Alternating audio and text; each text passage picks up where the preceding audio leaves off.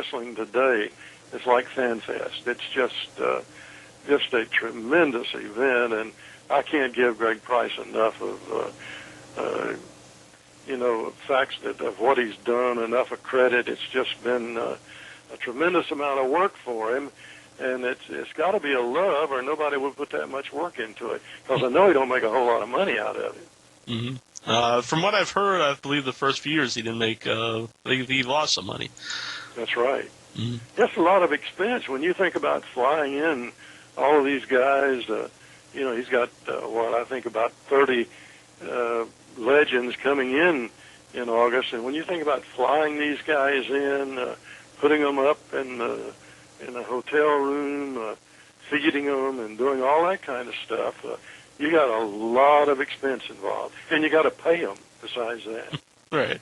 Yeah, they're not coming down for free. But thanks for calling in, Zachary. You're welcome. Thank you. When you met some people actually flew in from Japan. Are you surprised that so many people, when they come to FanFest, it's not just people from the Carolinas, it's people from other countries and other parts of the country? I come from Massachusetts. Yeah, I am. But I remember, I think the first Starrcade that we had was a big event in the Coliseum in Greensboro, North Carolina. And before the matches, I was just sitting up there in the stands, and I met people from California, some from New York and Massachusetts, on up the coast, and Miami, from all over. Back then, this I think was something that the fans really took to. They enjoyed that style of wrestling. I think, for me personally now, I have to talk from a personal standpoint, it was wrestling's heyday, really. Mm-hmm. What do you think about the Mid-Atlantic area and the Crockett's? Why do you think that's stuck with fans so much? If people still love it today? Well, because they brought in top-notch talent. You take when you had matches every week that would feature the likes of the Andersons and Tully Blanchard and Ric Flair and Blackjack Mulligan and Paul Jones, and go on and on and on. Johnny Weaver and George and Sandy Scott, just to name a few. Steamboat, goes on and on and on. And that's, you can put that up against anywhere in the country as far as top-notch talent is concerned. Mm-hmm. Let's see who else we got here. We got Afro on the line. Hello. Hello. Hello. Calling in from Wales. Hello. I heard you appear in a few promotions in the North Carolina area. What promotions do you appear in nowadays? No, I haven't been doing any of that. I went. Some fellow that was associated with Sandy Scott in Virginia a year or two ago. I went up for one of their Saturday night matches and promotions, but I think since then he's lost his building. But about the only thing I'm doing now is the FanFest. Mm. Okay. Is it possible I could ask one more question? Sure. How did you get to be the commentator for the NWA? Well, that was luck. I just happened to be at the right place at the right time. Crockett Promotions needed someone when they started taping the shows, needed someone to do the commentary. And I didn't know a whole lot about it, and they asked me if I would try it. And so I said, sure, what the heck, I would enjoy doing it. So we tried it, and I did it. And then some 30 years later, I was still there doing it. Were you just luck? Just luck, really. Were you a wrestling fan before you started doing the commentary? No, not really. I was more as a kid. I grew up as a young fellow in Charlotte, North Carolina, and that was the home of Crockett Promotions, and they had matches every Monday night there. And as a kid, I went to see some of those, but as an adult, I was not really at that stage a real wrestling fan. I later on really became one when I got to know what great athletes these guys were and what they were doing.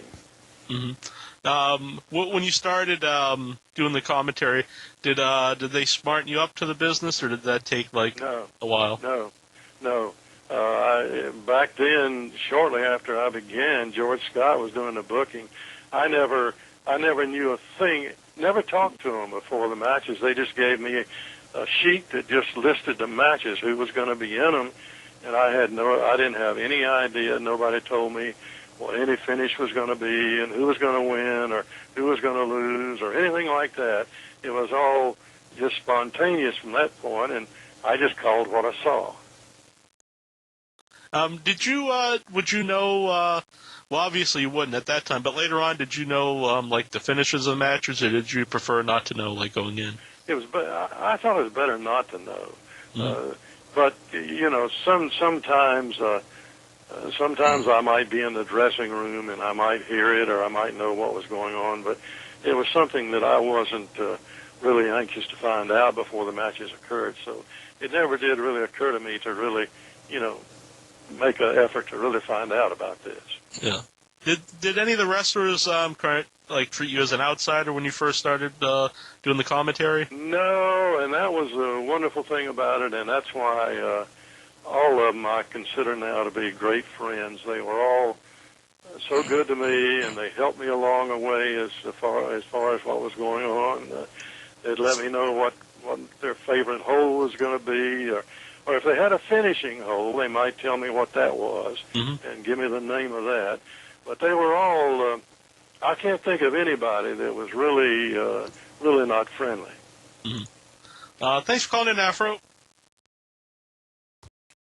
Let everybody know you go over to NWALegends.com to get your tickets to the Fan Fest. It's going to be August 6th through the 9th in Charlotte, North Carolina. And also this Friday, there's going to be a very big announcement on their MySpace page, MySpace and I think it's Facebook. You can check out both. But search. I'll have to check that out, see what's going on. Definitely. Now we have a caller here that I know is actually going to be at the Fan Fest, and that's Spec Son. Hello, Jack. Hello, Bob. It's great to be with y'all today. Hi. Hello. I have a couple of questions for you, Bob. Sure. First of all, I'm from one of the old Jim Crockett Promotions stomping grounds of Spartanburg, South Carolina, and I just wanted to. I love Spartanburg. Yes. We had great matches in Spartanburg. Thank you. Yeah, that's going to lead to one of the questions I wanted to ask you is, what are some of your fondest memories of performing at the Spartanburg Memorial Auditorium? Well, we went there, I guess at least once a month. Maybe sometimes more often than that, I'm not sure. But, we always had good crowds. The Spartanburg fans, I think, were some of the finest wrestling fans around anywhere. And they really got into the matches. They were loud. They really pulled for their favorites, or booed the guys they didn't like. And, they were a great group of fans. Matter of fact, several years ago, George South, I guess it is, did a match down there, some kind of a thing for some part of the government system of South Carolina, and I went down for that and got an opportunity to talk to all the fans there for a few minutes in Spartanburg, to just tell them how much I had enjoyed being there and knowing them over the years. Appreciate that a lot, Bob. And my second question has to deal with Starrcade 84. A lot of the fans around, we hear a lot about Starrcade 83, but we rarely hear that much about Starrcade 84. And I'd just like to ask you if you had any memories of that event that you'd like to share with the fans tonight. I have a hard time separating the years. My years cause me to be that way sometimes, from 83 to 84. Do you recall what the feature matches were? Yes, it was Smokin' Joe Frazier was a special referee, and you had Ric Flair and Dusty Rhodes wrestling each other with a $1 million prize. Yeah, that's not where Flair broke Dusty's leg, is it? No, that was to lead up to Starrcade 85. Yeah, okay. Yeah. Well, Dusty and Flair, whenever you had a match featuring those two, you really had an outstanding match. And there was I don't think there was really any blood lost between those two, and it showed when they got into a match in the ring. Dusty he was very popular, the American Dream, and everybody was more or less on his side at that time. But let me tell you about Flair for a minute while we're talking about him. I think that Ric Flair, as far as I can remember and in my mind, was the finest guy that I knew as far as being able to go from heel to babyface. He could be good one time and bad the next time, and the fans, they didn't give a hoot. They liked him either way. So I think and that's why Flair has lasted so long as he did. Mm-hmm. Are you surprised that he did last as long as he did? And I thought Flair would have retired way before he did. I had hoped he would. I think some of the things that the New York outfit did with Flair at that time, I think it sort of diminished what Flair had done over the years to some extent. Mm-hmm. But I call Flair a close friend, and I saw him. I guess it was year before last. No, last year. Last year at the Fan Fest. Yeah, last year I saw him for the first time I'd seen him in years, and he knows my wife really well, and we just had a great time getting together again. Mm-hmm. When you were interviewing Flair, you said it was a lot of fun, and I've seen some clips where he would he'd kind of interact with you and be like, check out this girl, Bob Caudle. Yeah, especially if he had some good-looking women out there, he'd say, "Come on, Bob Caudle, I'm not going to tell your wife," things like that. That was Flair. He would even a lot of times on the ring, you'd get the referee involved. He was like one of the first guys ever seen do that. You'd push a ref, or the ref would push him back, and he'd take a bump for him. Yeah, that's right. Absolutely. It was a lot of fun. A lot of fun to be around Flair because he was a fun guy, and most of the guys were fun guys. It's a different lifestyle, and you have to sort of have a lot of fun with it, or it would really turn you into something I think really rough. All right. Spec Son, do you have anything else? That's pretty much it. It was just a great pleasure to talk with you, Bob, and I look forward to seeing you next month. Oh, thank you. I'll look forward. Hey, come up to me and introduce yourself to me. I'd love to meet you. I definitely will do that. Okay, great. Good talking to you. I will definitely do that, Bob. And I'd like for all the you too. Jack, I'd like for all the fans to do that, to come to Fan Fest. Mm-hmm. I like to meet as many of them as possible. I've signed untold number of autographs for them. Why they want that, I don't know. But it's great meeting them and talking to them. And I have guys and women and come up and say, they grew up watching and listening to me, and that makes me feel pretty good about that, to know that we did something that the fans like that much. Mm-hmm. Are you ever surprised that people remember so many angles and matches, and maybe they remember more stuff than you do? Yeah, they remember more of them than I do. See, I did. We had so many. I can't tell how many matches I've seen over all those years. That when somebody will ask me about a specific match, I'm saying, gosh, which match was that? So it's just the fact that that I saw so many of them that it's hard to put them into a category of this one or that one or whatever. Mm-hmm. We got Kev on the line. Hey, how's it going? Fine. How are you? Doing fantastic. Great to have the opportunity to call in and talk to you. Just a quick question. Just a quick question, I guess, and maybe it's already been answered. I just got home.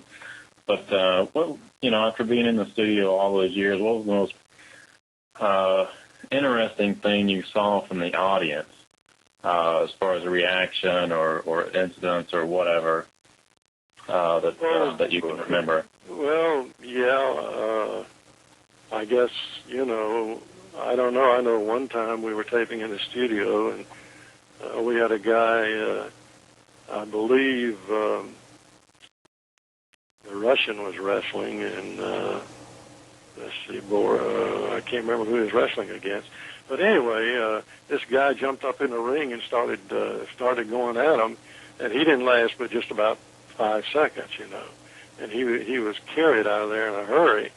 I know on several occasions you'd be at matches in some of the arenas in front row. It was so amazing. It looked like somebody's grandma would be there with a handbag, and the next thing you know, she'd be up there at the ring trying to bop somebody in the head with her handbag. Yeah, I was in the Asheville Civic Center one time, and I think it was Steamboat was wrestling Sergeant Slaughter, or somewhere, and then Wahoo was on the card too, and one guy I was with got popped with a purse by an old woman. First aid and something, but I mean, I was like 8, 9. It was still hilarious. Yeah, I saw Slaughter.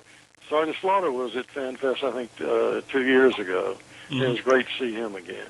Yeah. Who would you say, what wrestler, would draw the most heat from the fans, where the fans would actually want to, attack him? Let me think about that for a second to see. Well, in their prime, when they were really in their prime, I think probably the Andersons could get as much heat as anybody at that time. Then there were others, of course, big. Koloff's did. Yeah, Koloff could get a lot of heat. Johnny Valentine, before he was seriously injured in a plane crash, he could get a lot of heat. Greg could too. Well, a lot of the heels. And another one you got to put up there. I tell you, he could stir up a crowd as good as anybody. Is Jim Cornette. Yep. Cornette can get a lot of heat. And then probably the fans would feel more comfortable attacking Cornette since he wasn't, That's right. If he didn't have that tennis racket with him. Right. Now Cornette's going to be there, and you actually worked for Cornette in Smoky Mountain Wrestling. That's right. Do you still talk to Cornette besides at the Fan Fest? Oh yeah, no. I haven't seen him. Since he was at Fan Fest. I think it was 2 years ago. 2 years ago. Mm-hmm. Saw him there then. I'm looking forward to seeing him again this year. He's gonna host the Hall of Heroes banquet dinner on Friday night at Fan Fest this year, and Cornette does a fantastic job with this. Anybody that's ever seen Cornette, ever watched him in anything, knows that he never lacks for words. Mm-hmm. He's man, and you could tell he's still a wrestling fan because every year at the Fan Fest, he usually he's buying as much stuff as most of the fans there. Yeah. Cornette's one of the, and I say this in a nice way, one of the real characters. Another one of my favorites that was a character, he's going to be there too, was big old Sir Oliver Humperdinck. Do you remember him? Yep. Yeah. Yep. I look forward to seeing Humperdinck again. Mm-hmm. Actually, last year when we were talking to Humperdinck, someone came up behind me and pushed me out of the way, and I looked up, and here it was Scott Hall, and he was saying hi to Humperdinck. He didn't push me, knock me down or anything, but if you're going to get pushed out of the way, it's pretty impressive that it was Scott Hall. That's right. You're right. Thanks for calling in, Kev. Yep, thank you very much. And again, that's August 6th through the 9th, NWALegends.com. There's a link right on our website. You can click on it. Charlotte, North Carolina. We've gone over a lot of the names here. Let's see some other people's. Maniac Mark Lewins would be the first time he's ever been at one of these events of any kind. Yeah, that's right. James J. Dillon's going to be back. I had mentioned mentioned the Fargo brothers. I have not met them. I look forward to that. Jimmy Hart's going to be there this year, and Jerry Jarrett. I don't think I've ever met Jarrett either. Never called one of his matches. Mark Lewin's going to be there. Bugsy McGraw. Oh, another one of my favorites, Magnum TA. Mm-hmm. Anybody that watched Magnum and knows his story, it's great to see Magnum and see him at these fan fests and see really, I think the adoration that the people have for Magnum and what he's done. Mm-hmm. Magnum will actually be on this show next week too. It'll be his fourth appearance with us on In Your Head. Oh, great! Well, be sure and give Magnum my regards and tell him I look forward to seeing him. Definitely. Now you mentioned when he had his accident. Now, if that didn't happen, do you think he would have been NWA champion? Oh yeah, I'm sure he was. Magnum was he had a fantastic physique. Magnum was a good-sized guy. I don't know what Magnum weighed exactly, but he was a big fella. And not only that, he was a good-looking fella. He had that long hair, that long blonde hair. Wasn't as blonde as Flair's, but it was still sort of blonde. But he had a great physique on him, and Magnum could wrestle. He could move around the ring. He wasn't so big and so muscle-bound that he couldn't move. He could really work. Mm-hmm. And we've talked about this with him before. At that time, he was babyface, but he wasn't like a goody-goody guy. A little bit of an edge to him. That's right. Yeah, but he was a babyface. You're right. Mm-hmm. And there's also going to be a big announcement this Friday. You have to check that out over on the NWA Legends Facebook. Oh, you piqued my interest about that. I got to find out what that is. Yeah, me too. Who else we got here? We got Carol on the line, who I think.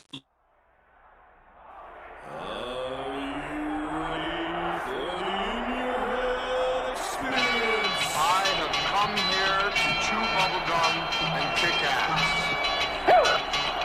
And I'm all out of bubblegum. If you want to be a wise guy, you can do it anyway. If you want to be a strong man, you can do it anyway. If you want to be an Indian chief, cowboy, you can do it in the ring. You can't do it in the mall. The most electrifying line in sports entertainment today. If you smell what the Rock is cooking, hate me if you can survive if I let you. I'm figuring and thinking that nothing's gonna stop my macho man Randy Savage now. I'm the man. I'm the icon. And yes, Bruce can't bow. I am God. The number one show on the net that leads to the best in your head like Goldberg Net. For the punks and the perverts, this is not a work with Terry Funk and Knox Baker. Check Isman and Barbie, they got the cheap heat, so sit back and have a seat. They got questions from the fans, in your head to the band from Australia to Japan. Straight down the road, old shit, back up to Mississippi.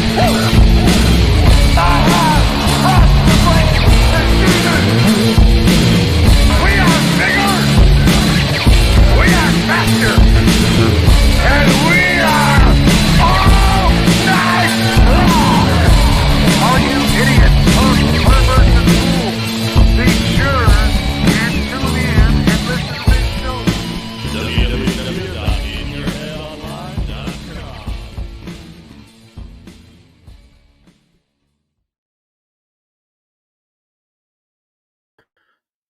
Hey, look at me, little tiny over here. Hey, here we go. We are live here once again at In Your Head Wrestling Radio. I'm the internet icon, the pride of the pilgrims, the most honest man in all of podcasting, Hollywood, Jackie Jones. I don't know where OIB is. He's off cranking one out, I think. Thinking about stuffing some turkeys in the Headyverse, but maybe he'll be around at some point. I don't know. Maybe he already got another turkey, taking a nap. Maybe he just is a turkey. Jive-ass turkey, OIB. Happy Thanksgiving, everybody. It's Thanksgiving week. We got a couple more days to Thanksgiving. We got some folks here. We got Bruce Briscoe. It's time. It's time. It's In Your Head time. Yeah, Brucey. We got some fine folks like Chobo. And then we even have some people like Jonathan Jackson. He's a good man. If you would like to help out the show, hit the like button, subscribe. And if you would like to help support In Your Head, become a member. It starts only $3 a month. Or you can super chat the show. You can Venmo the show at Headyverse. or you could PayPal the show. Anyway, we are trying to. I think we're not too far off. So if you'd like to help cover the expense of the annual cost to run the show, I think we're about $350 or so, and I think we need $450 or something like that. So anyway, if you'd like to help support the show throughout, you can do that. All right. So anyway, last week was Full Gear. We had Full Gear. We had AEW Dynamite. It's been really good lately. I was kind of I'd stopped watching for a little while, got back into it, and I was glad I did because the show I picked up on was Blood and Guts, which was a hell of a Dynamite. And so then we went into Full Gear, and I have seen some people they're upset that that AEW's become very bloody.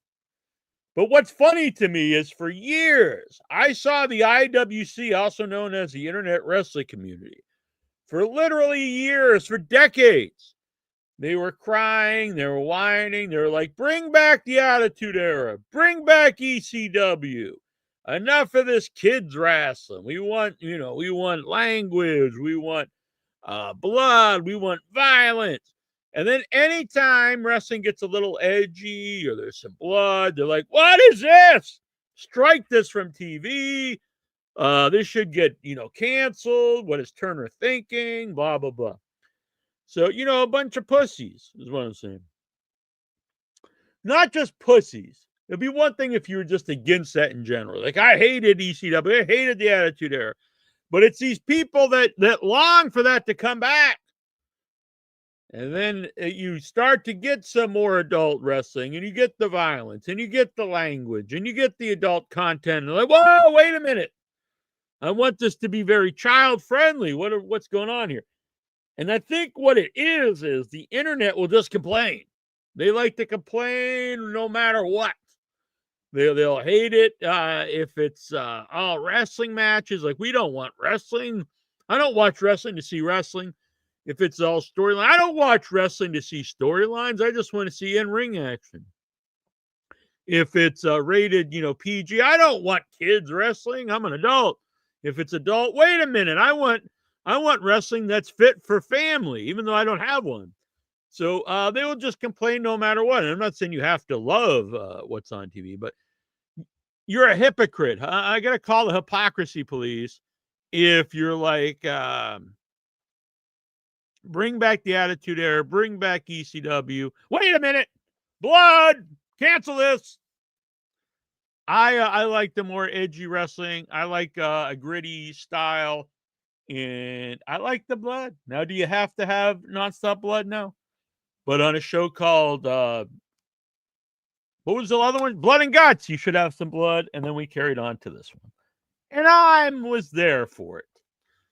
Did James Mitchell do cocaine at Full Gear? No, but when I did watch some Juggalo wrestling, what do they call it now? I forget the name of their show, but it's on the YouTube. There is a wrestler there called Cocaine, and he's doing cocaine, and then Big Vito's trying to clean it up. I'll be honest, I've been enjoying this the Juggalo wrestling that Vince Russo is writing now. Is it my favorite show on TV? No, it's not even on TV.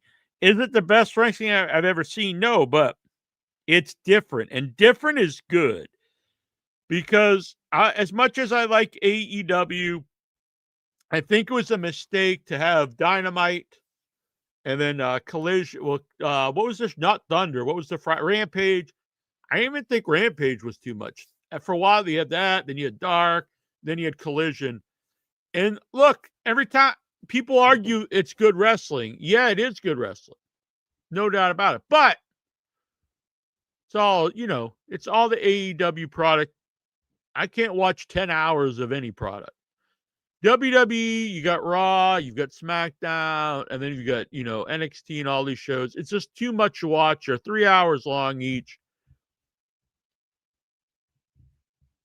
It's just too much content. Then you have something completely different. Very like, I don't even say 90s style because it's not it's not called JCW Wrestling anymore. I don't think, Bruce. It's called something else. The show's called something else, and I don't think it's called Jungalo Championship Wrestling anymore. And so it's kind of like early '90s, which so you got like goofy gimmicks. You do have hardcore stuff, so it's kind of a combination of early '90s like silly gimmicks and then like hardcore wrestling. So, but it's completely different than what you're going to see on WWE or AEW. And as Eric Bischoff once said, you either have to be better than you're gonna be better than, less than, or different than. And so, is it better than AEW? No. Is it better than WWE? No. But it is different than them, and so it does stand out, and it is fun because that is a part of wrestling that I do like. I remember a lot of goofy stuff that I enjoyed. I don't love all the goofy stuff. Now, if that was the only wrestling on TV, would I be like, hell yeah? Probably not. But I get to see like really good in-ring wrestling in AEW, like crazy moves, and then you do get a lot of hardcore stuff now.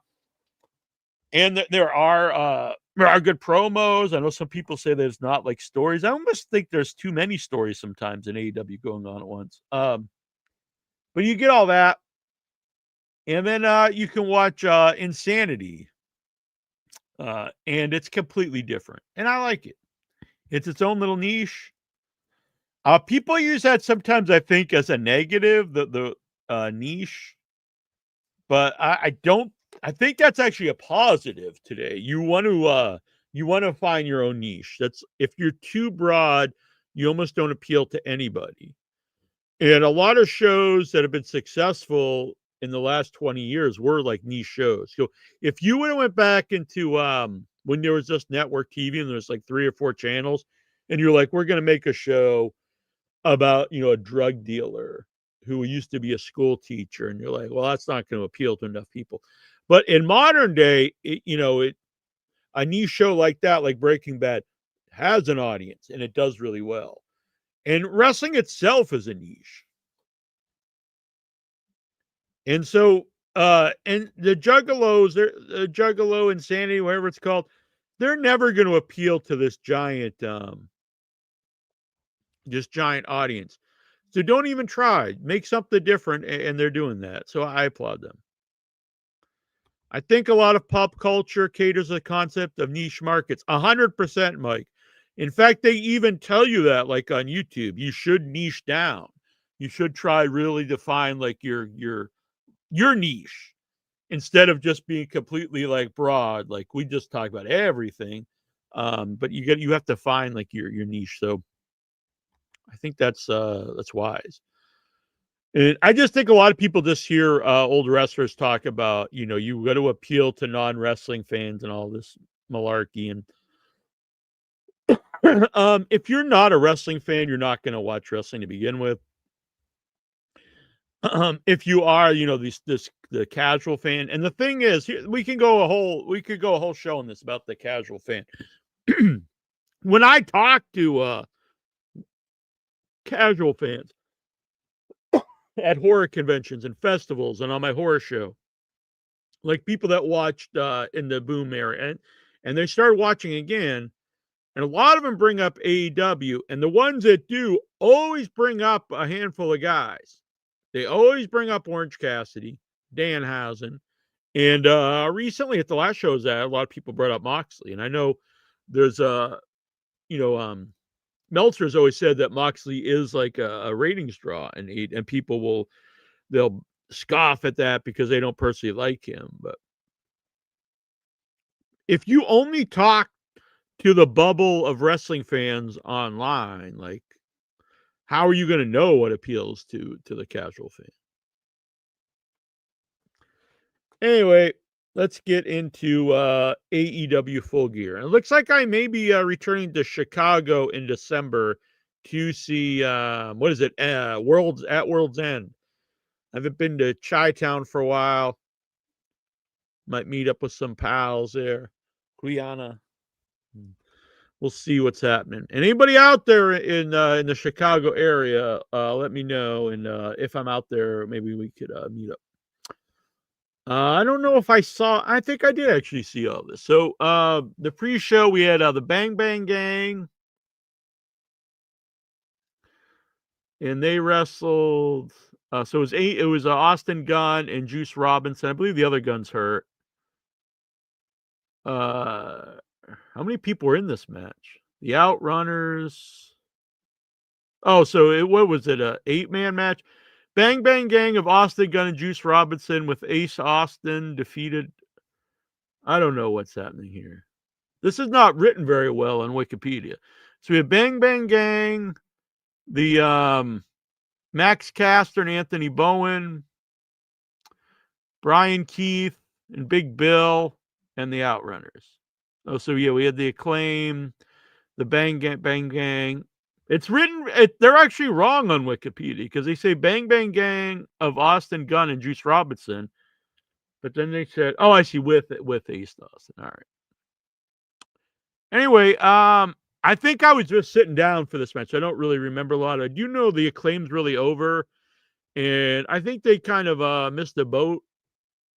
So the Acclaimed was one of their homegrown groups, super over with Billy Gunn. And I think they disbanded them with no real reason because they're usually if you split up a group. So if you split up the Rockers, one goes to Superstardom. You split up the Hart Foundation the same way. I think the idea in theory would either let's get 2 stars out of this or 1 star, and either the group has run its course or we think one or both of these people can even be bigger than the group. So they split up this very over group of Billy Gunn and the Acclaim and got nothing. They took something very over and got one guy's not even on the show and 2 very less over people. They, for whatever reason, whoever in mind, they thought Anthony Bowens was the guy to push, and nothing against him, but Max Caster is clearly the star of the team. And I don't know if they purposely tried to bury Max Caster, if they thought making him into a complete idiot was going to get him over, but it was a complete failure on every level. And then they just threw him back together and have really done nothing. So I don't know. I just kind of foresee them floundering in open matches for, I don't know. It's definitely something they've really missed the boat on. And I think I can pinpoint it to when they brought in the Hurt Syndicate. And so they had the Hurt Syndicate destroy these guys like they were jokes. And I thought that was terrible at the time. And I know there's a lot of Hurt Syndicate fans here. And if you and in a bubble, like in a vacuum, the Hurt Syndicate are good. Like they're good wrestlers, they're over. But I think they actually hurt AEW in a lot of ways. So perception wise, everyone knows. No one thinks of the Hurt Syndicate as AEW guys. Think of them as ex-WWE guys. You bring them in. I'm not saying they should lose to everybody, but you bring them in, and not only do they beat the Acclaim, which you could have them beat the Acclaim, but they destroyed the Acclaim and didn't sell any of their moves. So you're like, our homegrown guys are just nothing compared to anybody in the WWE. And since then, I mean, we've seen it. Like they won't job to people. They won't even lose the titles. And I think in this show later on, you get the belts on the FTR, but like, wouldn't it have been a lot bigger if FTR beat the Hurt Syndicate? Instead, FTR beat a team that didn't even beat the Hurt Syndicate. They beat a team that beat them for the titles. So the Hurt Syndicate's never lost the belts. Lost them on a fluke. They were never pinned for them. So I think you've really hurt I think you've hurt the tag division by bringing in the Hurt Syndicate, and I will stand by that. Boom and Doom, Big Boom, AJ, and QT Marshall defeated RPG Vice, Rocky Romero, and Trent Beretta. You know what? I know some people are going to say, what the fuck is wrong with you, Jackie Jones? I am a Boom and Doom fan. They're over. They're fun. They get a good reaction. I smile whenever they're on. I have a good time. I think Boom and Doom should have been the ones that defeated the Hurt Syndicate. And I'm not joking. I say put the titles on Boom and Doom. Eddie Kingston and Hook defeated the Workhorsemen, Anthony Henry and J.D. Drake. This was a real nothing match. I don't know if Eddie Kingston was hurt or they just didn't want to do a lot because of what happened later on in the show. Workhorseman name is completely fucking terrible. That's an awful name because whenever anyone says it, you immediately think of the Horsemen, the Four Horsemen, and you're like, well, these guys are fucking not the Horsemen. And I think you have something with JD Drake. He looks like a really obese Fit Finley, but there's something there. You got to push him the right way. I think you got to push him as like a Dusty Rhodes kind of guy, everyman guy. And the one thing I will say about this match, I've said for years, Eddie Kingston, his one fault is his look. He should wrestle in street clothes, and he did on this show. Looks a million times better. You can't see the belly or the skinny arms, and it fits his gimmick better. I mean, he's a guy I don't foresee like this street guy wearing like these really tight tights. It makes him look like total shit. So, yeah, you should always wrestle in street clothes, a t-shirt or a hockey jersey or something. I don't know. He looks hurting though. I don't know. Maybe I don't know how many days are left for Eddie Kingston or if he'll ever come back at full capacity. El Sky Team. I was like, who the fuck is this? It was Mystico, Mascara Dorado, and Neon. They were the CMLL World Trios champions. Okay. I love AEW. Their pay-per-views always deliver. But you have 85 belts on the show, and then like you bring in these other belts. Like if you are going to bring in titles every once in a while to defend on the show, it's not a bad idea, but you have to cut down on the existing titles. So you can't have two sets of trios champions that you never see. I mean, who are they? I don't know. Is it the Ops? I don't know. I think it's the Ops maybe. And then there's a Ring of Honor trios belts, way too many. And then you bring in the CMLL trio. No, you can't do this. And they defeated and again, Don Callis, the Don Callis family. There's way too many guys. And it's really weird because I think Okada fucking sucks. I think he's a waste of money, probably the biggest waste of money in the company. And Takeshita's fantastic.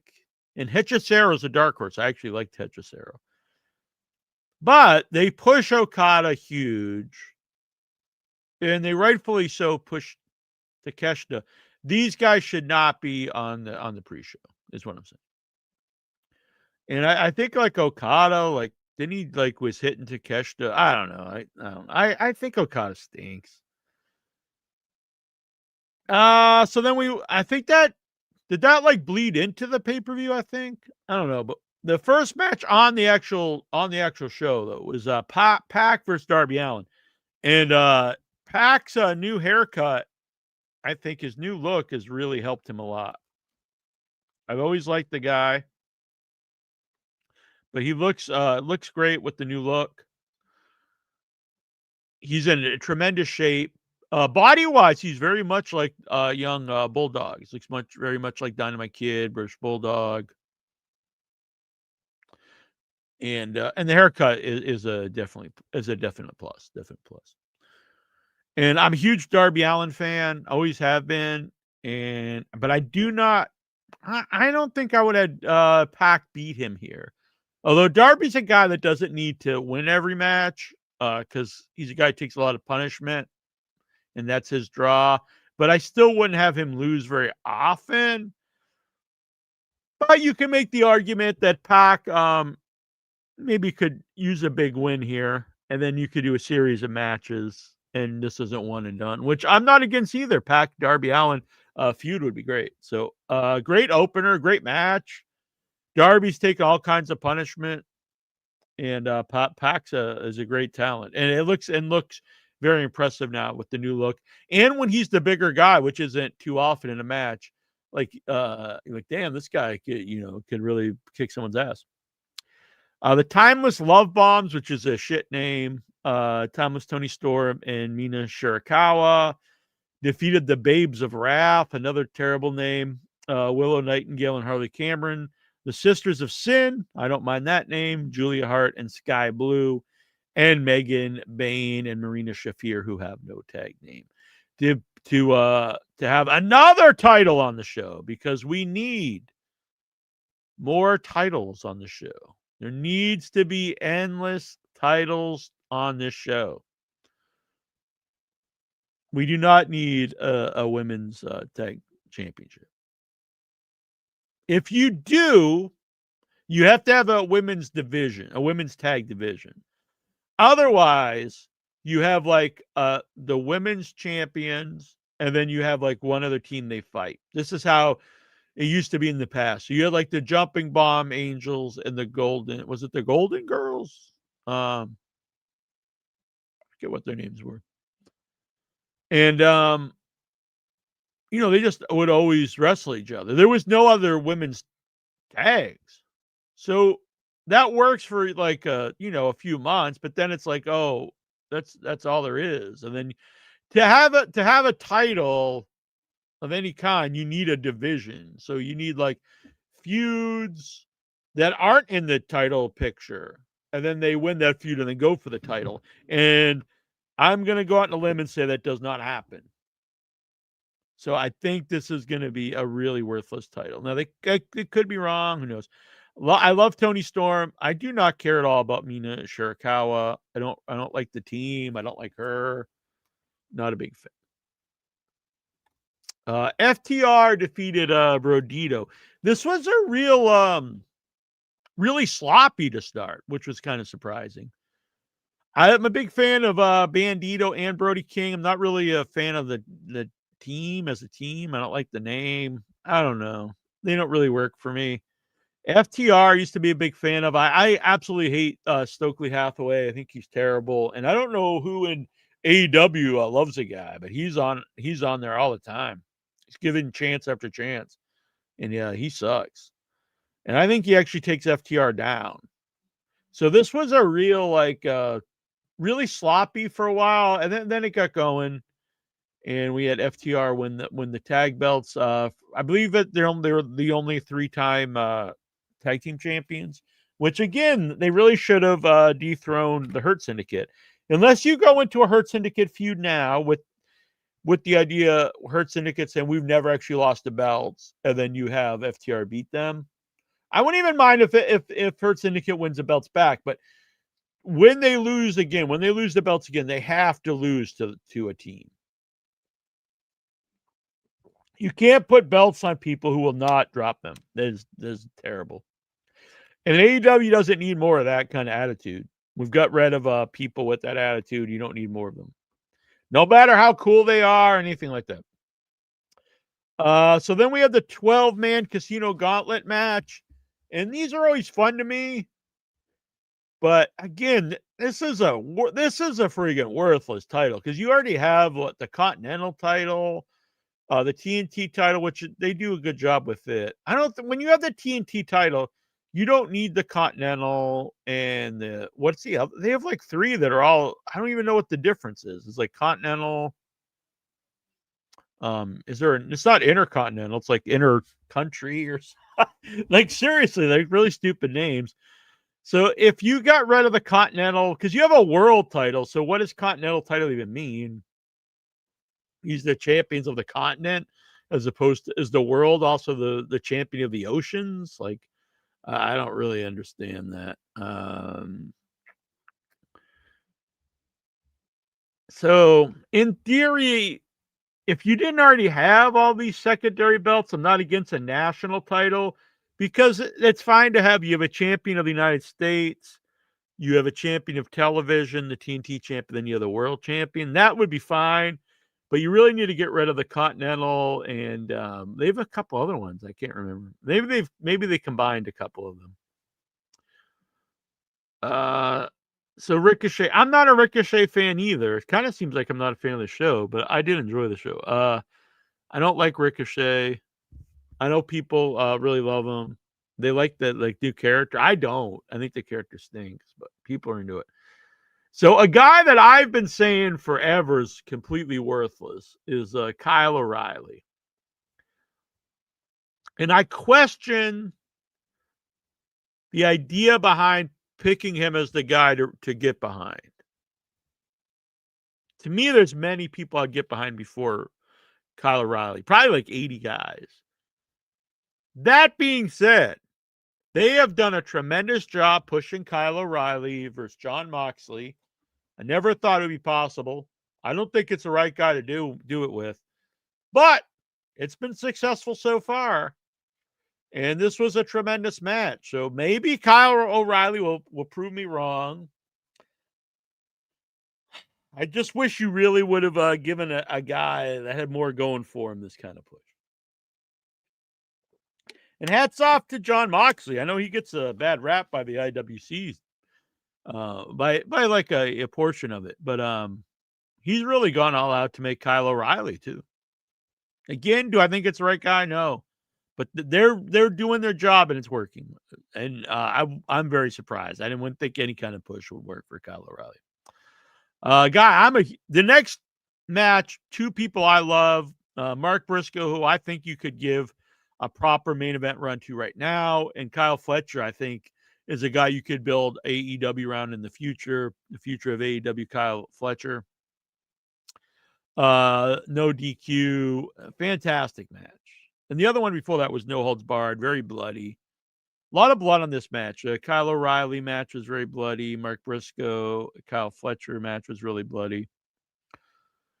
So if Briscoe lost, he was going to have to join the Don Callis family. And I was really glad he won. This was a really long match, 25 minutes. And both guys are fantastic. I do think Kyle Fletcher is the future of the company. And so I do think Mark Briscoe is a guy you should push right now. Very emotional. Mark Briscoe has all the everything going for him. He's got an interesting look. He can wrestle.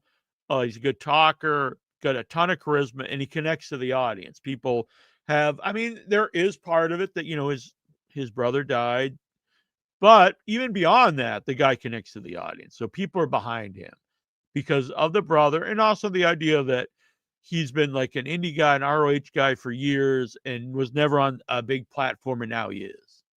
Yeah, I'll get to the questions in a second, Billy. I'm just going over the full gear, and then we'll get to some questions here. Josh Alexander and the Young Bucks defeated Kenny Omega and the Jurassic Express. I could not give a flying fuck about Josh Alexander. I don't care. And then I am glad that the Jurassic Express are back together because I do think the Jack Perry singles push is like this badass heel is a failure. But it does kind of feel almost like the Acclaim thing where it's just like, oh, that didn't work. Now they're just back together. Let's just throw the Jurassic Express back together. At least they're pushing them, though, unlike the Acclaim. And the big thing at the end here, this was a good match, was the Young Bucks and Kenny Omega embracing. And so you get the Young Bucks, Omega, Jack Perry, and Luchasaurus all in the ring together. Does that necessarily make a lot of sense with as hard as they went on Kenny Omega? Not really. But I do think they're better all together. And I do think we're probably seeing maybe the last big run of Kenny Omega's career. So I think it's best if you put the Elite together for that. And I wouldn't waste what you have of Kenny Omega either. I would put him in main event stuff. I mean, if you have a handful of stuff left, if you have a year or two left, get the most out of it. Chris Statlander versus Mercedes Moné. This the crowd was really came down for this one. And I know some of our group were like blaming it on Mercedes Moné, but I don't. Statlander has not been over since she came back. She was really over when they built her to the title the last time. Then as soon as she won it, I think she was kind of a dead champ. And then with no real fanfare, they put the belt back on her when she came back. And I thought that was a big mistake because you're going from the top level of like the most over woman in AEW, one of the most over acts in AEW, Timeless Tony Storm. And then you put the belt on a very less over babyface. So you go from like way up here to like down here. And I think that was a mistake. And no one really cares about Statlander. No one hates her, but no one really cares that much. There was no real momentum behind her to get the title. I think you should have went to Toxic Spider. I don't have a problem with Tony Storm losing the belt because you don't want to face like her getting stale and just being champ forever. So I don't think it's a bad idea to have someone else take it from her, then she gets it back down the road. But I think it would have been better for a heel, and I think of the Toxic Spider or Megan Bain, maybe. Not Statlander. So this match is kind of dead, and yeah, it was all right, but it was very long. Crowd wasn't really into it. And then main event came on, and I knew this match was going to be great. Hangman Page, Samoa Joe, steel cage match, but I almost didn't even get the pay-per-view because they're like, that's going to be a good match, but just a good match alone is not that important to me. I know like Samoa Joe's not going to win the belt. And I was completely wrong and shocked. I was actually very surprised, just like last time Joe won the title. When Joe won. And I was happy about that. I thought it was really well done. I like the fake out that Hook really never lost the ops. I think that's actually a storyline that makes sense. And they did a good job of having the announcers explain that, which sometimes in AEW they don't do that. You just assume people get it. And I think in wrestling you do need to explain stuff. Maybe like in a novel or something you don't. But in wrestling you gotta really assume people don't know everything. Because we're all idiots, is what I'm saying. But no, so Joe won, super blood. He's a bloody mess. Hangman's just destroyed, laid out, and then lights go out, and Swerve is back. I'm a huge Swerve fan, so that was great. And he gets a super, mega star reaction. People really like, oh, this is a big time guy back. I like Swerve and Hangman in the ring there. Like these are kind of representing. These are our main good guys at the net, right? At this point in time, our top two good guys are Hangman Page and Swerve Strickland. I thought a tremendous ending to the show. Joe's champion. And then it's like, does Joe lose the title right away to Swerve? But that's what happened last time, so I don't think that will happen. But at the same time, do you have Swerve come back and then lose? So what's good about that is I don't know. I don't know who wins. My gut would be a Samoa Joe keeps it for a little while. Was Adam Page hurt? I don't know. I was kind of shocked. They spent all that time getting Page ready for the title and getting the belt and then to take it off him already. But sometimes a champion like that, like the babyface, their best is going for the belt as opposed to being the champion. I don't really agree with this goal. I think Jack Perry's over as a heel, but not as much as Jurassic Park. I mean, I think he was just like they didn't like him as opposed to when he played chicken shit heel, but when he would like no sell like pain and stuff, like it was super unbelievable because he's this very small guy, and they always had him like some complete badass who would like stand up to fire and stuff. Do not think Joe would win the title again. Yeah, I didn't either, but I'm not against it though. I'm really curious where this goes from here. Billy Ball Washer Jones. Hey, Nasty Neil. Stuttering John said in 100% earnest, he wants you to produce and direct a screenplay he wrote. Wow. That would be starring him. Are you willing to do it? Well, I would have to know more information on this. I would have to know what this movie is about, what John expects. John really there is a way for John to to raise money for a project, because with crowdfunding, people who would want to see a John movie, I I think, I could be wrong, but I think they would get behind that. And John would have to know it would be both people who actually would want to see John do well, and also who would want to, it would be trolls too. But I mean, there's people who will send $2 to make fun of John, and John knows this. This I'm not trying to belittle the man, but would there be enough people who would donate like actual money to see a Stuttering John feature film? If he's thinking of going the crowdfunding route, because the movies I've made have been crowdfunded. Well, not all of them.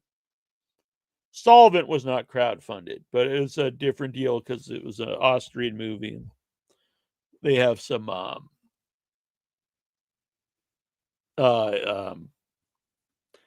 grants from the government. But I would really have to talk to John about that to see. I'd have to know what his plans are. The problem with some people that I've had talks with, getting projects off the ground, who come from a different era, who come from so John's first movie, I don't know the budget, but I'm gonna guess it was probably low budget, but probably over $1 million. I'm gonna guess. Let me look this up. One Too Many budget.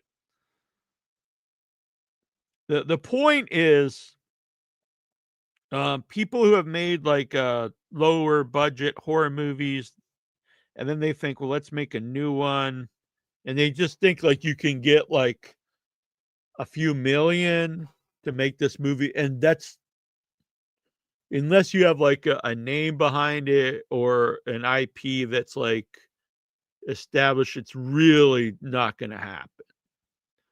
And they have to look at a much lower, and I mean like, ten thousands of dollar budget, not, hundreds of thousands or millions. So he would have to know that. Let's see, One Too Many budget. That can't be right. There's no way that cost $260 million. Well, that's some other movie. One Too Many. This is what the Stuttering John movie. Stuttering John movie budget.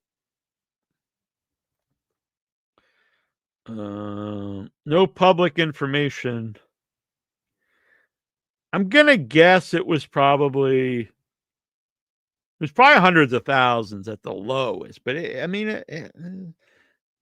shot in film, and it was produced by the comedy people there, so it probably was $1 million movie. So as long as John would realize a low budget movie that he would probably be able to get made is going to be way less than that.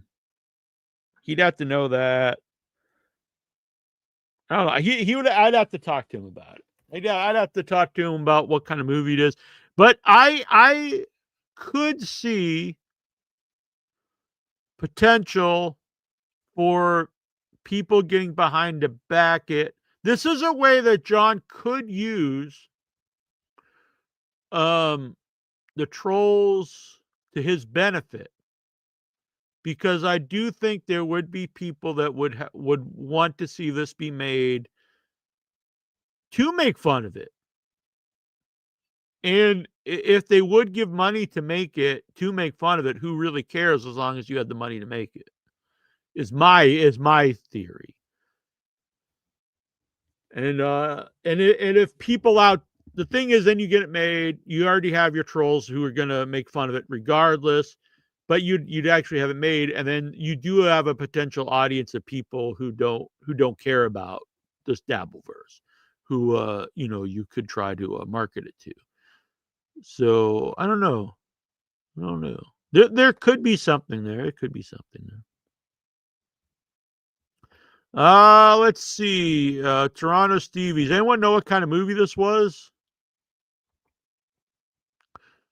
I enjoyed listening to the Bob Caudle interview. Oh, thanks. Yeah, I try usually play and for people listening to this later, because I usually edit the old segment off the show at the beginning, but I usually go live early and I will play an old interview. I was gonna pick the Samoa Joe interview, but I thought Bob Caudle was fitting since he had passed away a couple weeks ago. We have 20 years of archives. I need to start clipping more stuff, putting some highlights up. Mikey B, totally serious here. I've always thought I'll Talk My Way Out of It is a great song. I remember when it first came out. In fact, I think they played it on Headbangers Ball. I don't know what is that a Stuttering John song? I don't really know the song. Robert Rodriguez, yeah. I mean, that's not completely accurate, but yes. I mean, but you can't take like you know, people use like that or Blair Witch. Like, I mean, these are one in like a billion shots, and usually made by young, hungry people. And as we get older, we don't have that I mean, it's just different. I believe it was self-funded. I doubt John's going to want to.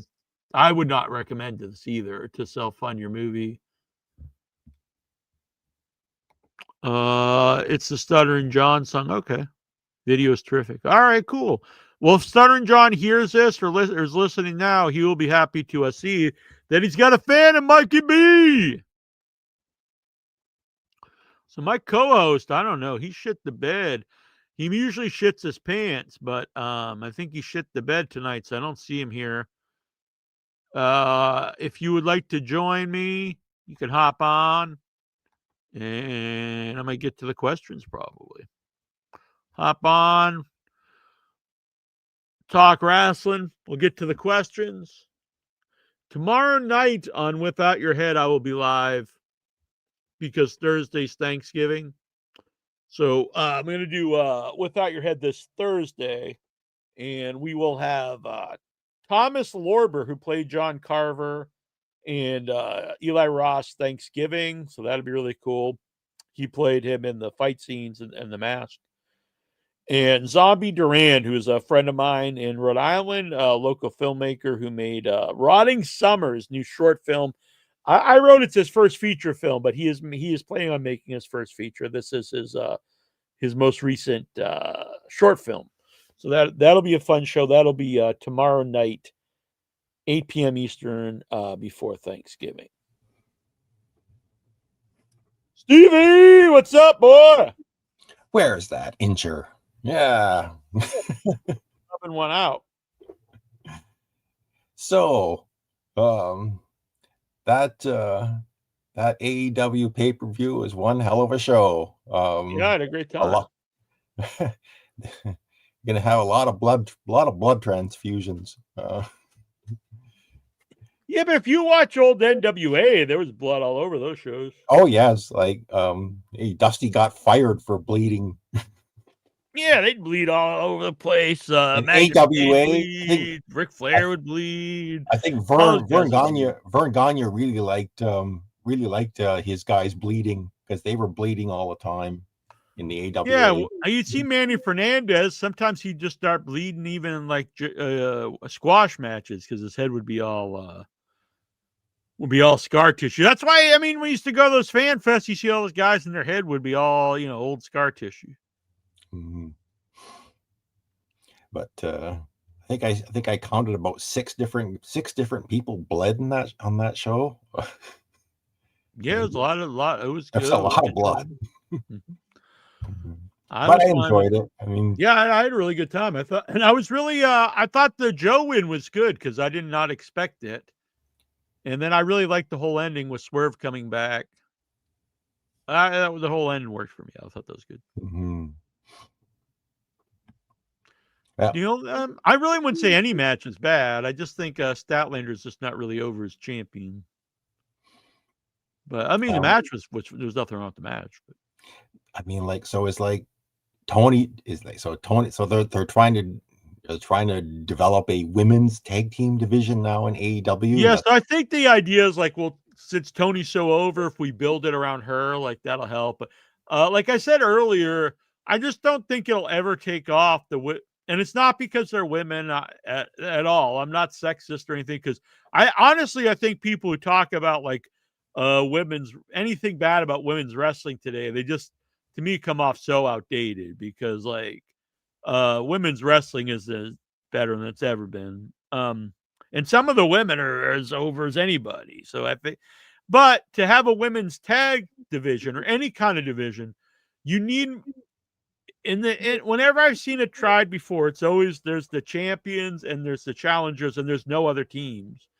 To have a division, you have to have like feuds going on. So you have to have like at least like 6, ongoing tag teams that are feuding, and then they go on to wrestle the women. And I mean, for example, the trios didn't work. It worked to begin with because they had some trios set up. And then eventually it became they would just make up a trios to go for the trios belt. Yeah, and now that's like a dead division. Yeah, one set of belts that they should get rid of.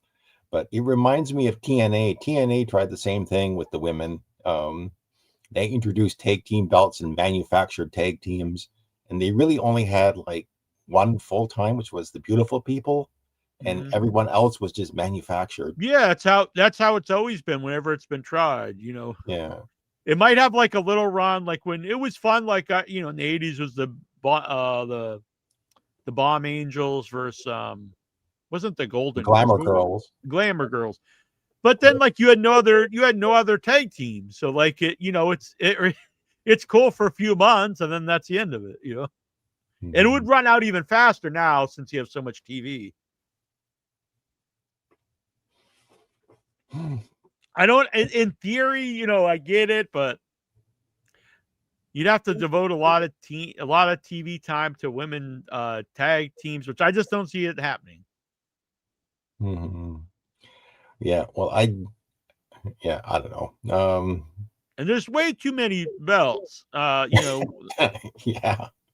And I'm not even against, like, if they already didn't have the Continental and a few other ones, like the national belt.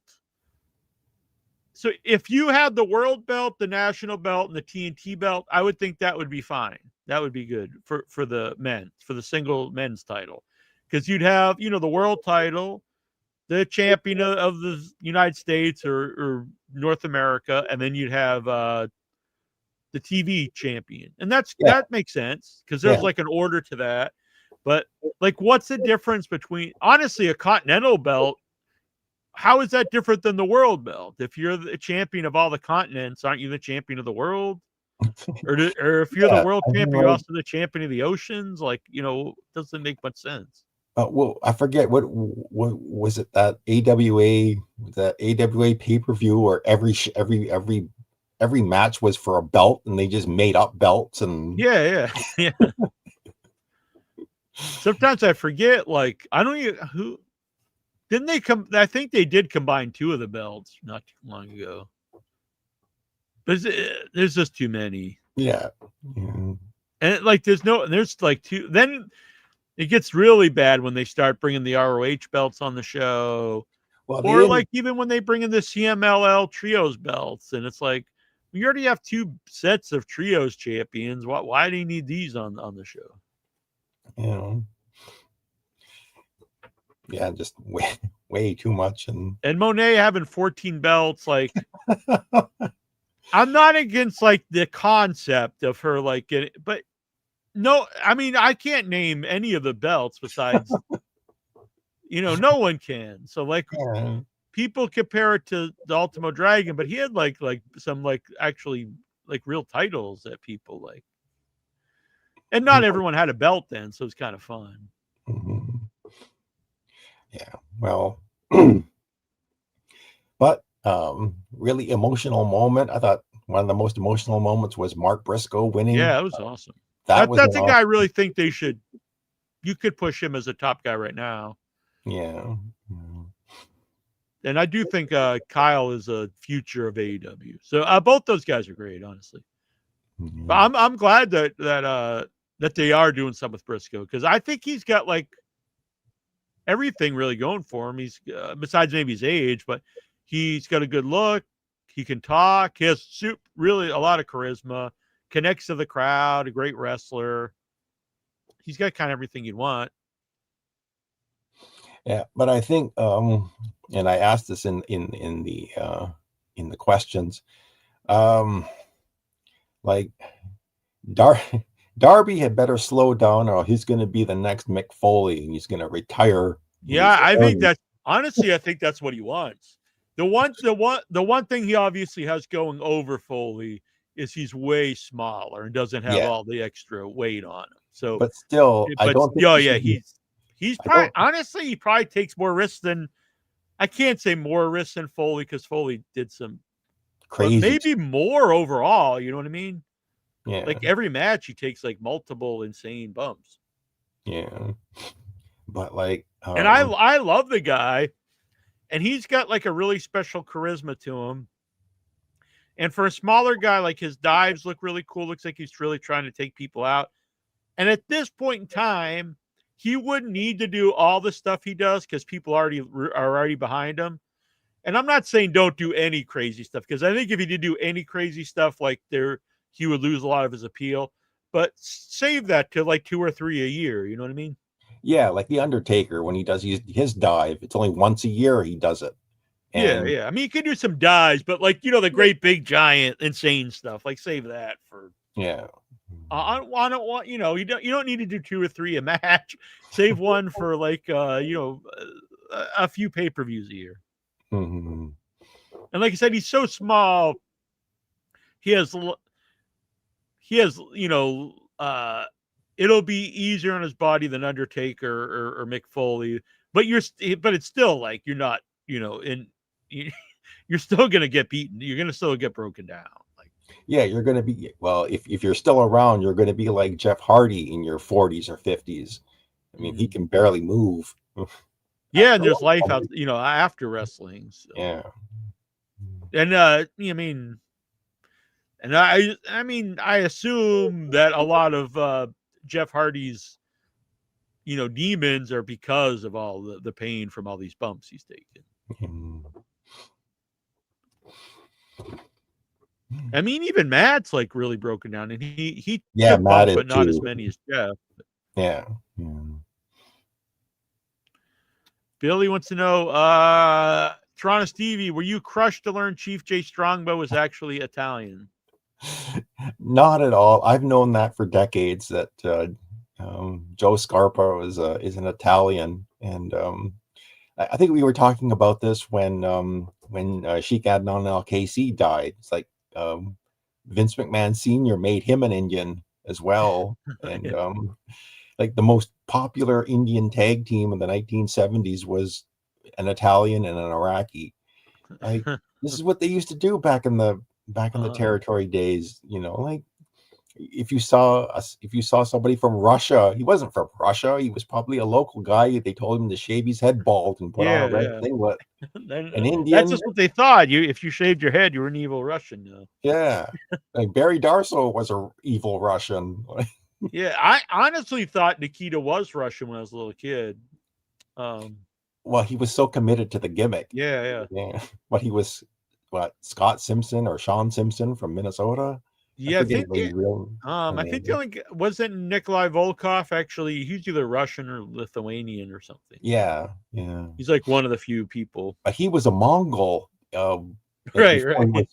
Before he was a Russian. I always thought it was funny when in the 80s when some of the Russians started to turn good, after the Cold War ends, they always grew their hair in. So Nikolai Volkov, when he became a good guy, grew his hair, and Nikita Koloff, when he became a good guy, his hair grew out. So, I don't know. So if you're a good Russian, you have hair. If you're evil, you shave your head. But yet, when you have legitimate Indians, like I think the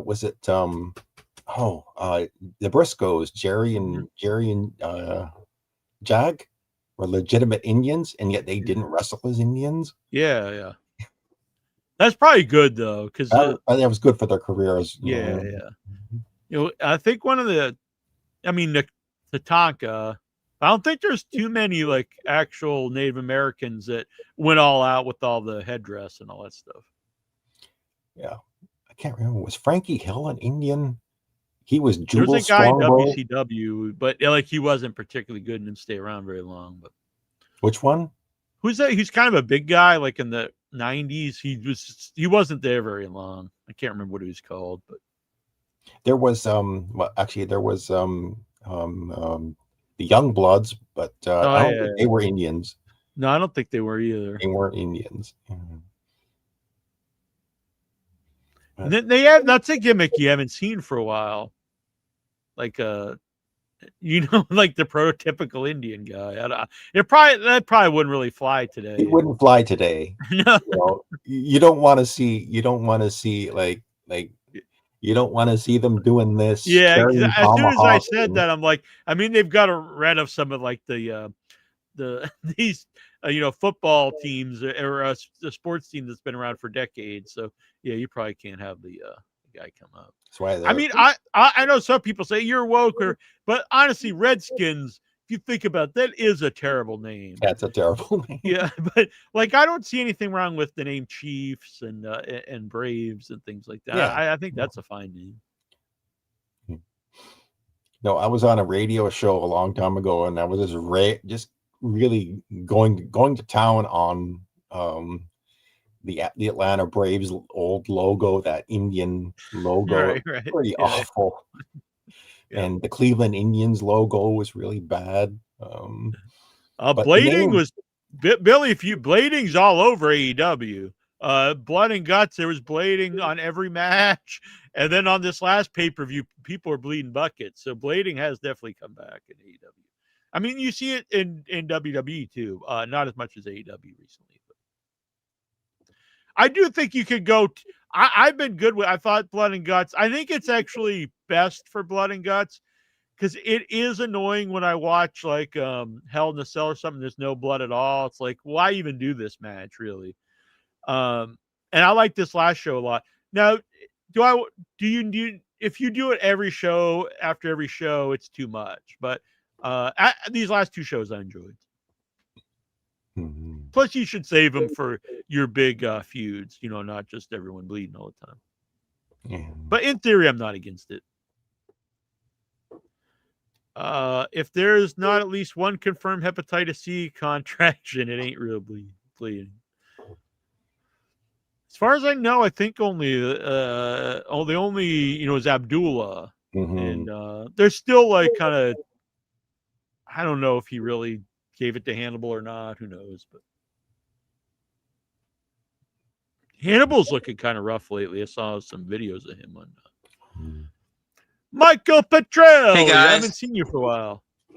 I've not been on Hannibal's show, but Billy Hannibal was on this show before he did a show, which is very strange now that he says he was the first guy to ever do shoot interviews on YouTube. I'm like, dude, we were doing them for years. In fact, you were on the show, Hannibal. I think RF Video was the first one I remember doing them. Well, they were doing shoot interviews, but not on YouTube. Yeah, but they were selling them. Yeah. I think someone actually was doing them before RF Video, but RF Video has always been like credited as the ones. Oh, do you know who it was? They did it before Feinstein did them? But I remember that it used to be like a talking point that like RF Video took credit for. But I would say they made it famous for sure, RF Video. And then I think kayfabe commentaries really changed because they added like production value. And then honestly, I think the rise of podcasts just kind of made, selling a shoot interview obsolete because no one's really going to buy one when you can hear people talking on, for free all the time. Yeah. And then what happened? That's why I probably could still get guests. I know I could, but so many people want not just money, but they want like hundreds of dollars now. And you even saw Hannibal recently saying how Marty Jannetty wants, I guess, like thousands of dollars or whatever. Wow. Like last time I tried to get Buff Bag, what was weird was people will contact. They're like, "Can I come on to plug some?" I'm like, "Yeah." So it was the people from Buff Bagwell's people contact me about plugging something for Bagwell. This was a couple years ago before he had the leg amputation. I was like, "Yeah." And so like, "Oh yeah, so call, here's his number, set up." So I called him up and he's very nice. And I was like, "You were on the show, he's like, "Yeah, yeah." And then like, so we're talking, we set up dates and he's like, "Yeah." So then he's like, for 100 for an hour, it's like this. So then for 2 hours, it's $500. I was like, "Well, what?" And I'm like, no. And then, I mean, he was nice. He's just like, "Well, I really can't do them for free anymore. Cause like, all these people, they pay $500. And I was like, "Well, I'm not paying you $500. No offense." Yeah. And then another one was, this was probably more for other reasons, but Just Incredible had contacted me about coming back on the show to plug something. And then he wanted like $50. And I was just like, "No, I'm not paying anything." Yeah.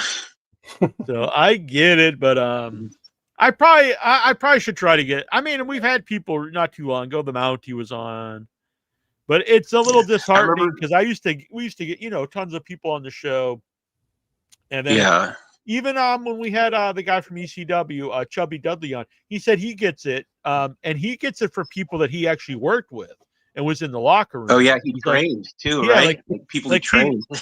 People he trained and stuff. Then they want like money from him to do his interview. And it's like, well, it made me feel a little better though, because it's like, oh well, it's not just me then. That's just how the wrestling is at the moment. I know what it is. There's a few people out there, and people could probably put this together, who pay.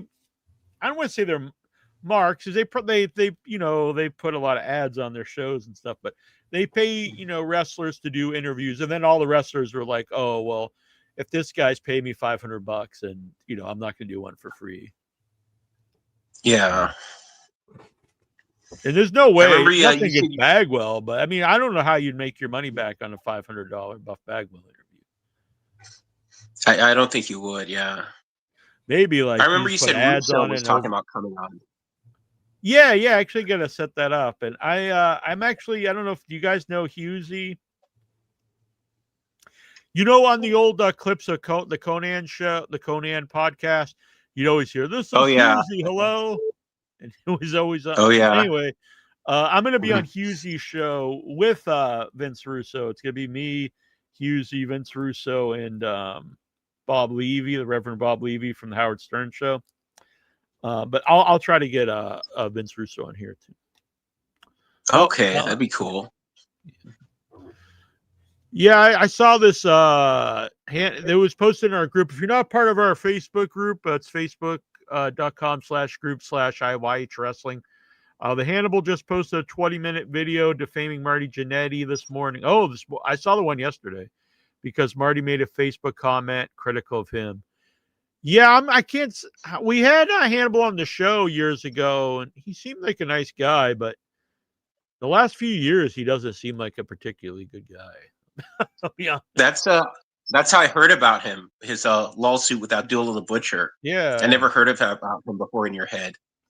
Yeah, he was a nice guy when we had him on, but I don't know if he got like an ego when he started doing all these, his stuff, but he doesn't seem like the greatest guy.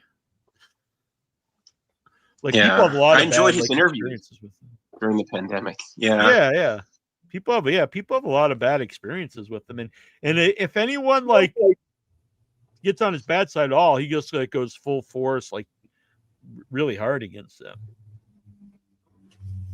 And then stuff like when he cut that guy's head up, the referee, and like I think he beat a woman, and I don't know, not a particularly good man. But I shouldn't say this.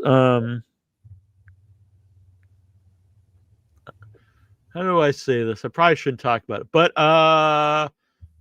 the guy who does our theme song is currently incarcerated, and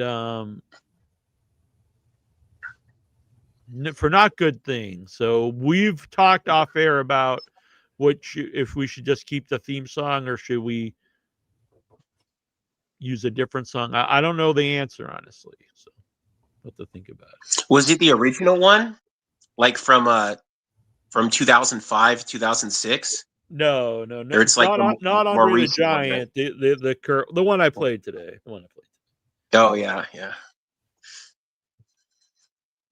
People know who I'm talking about. I mean, Yeah, I know who you're talking about. yeah, there's been not great things over the last few. I'm not in contact with him for the last few years, but yeah, I found out he's currently in jail for like I said, bad things.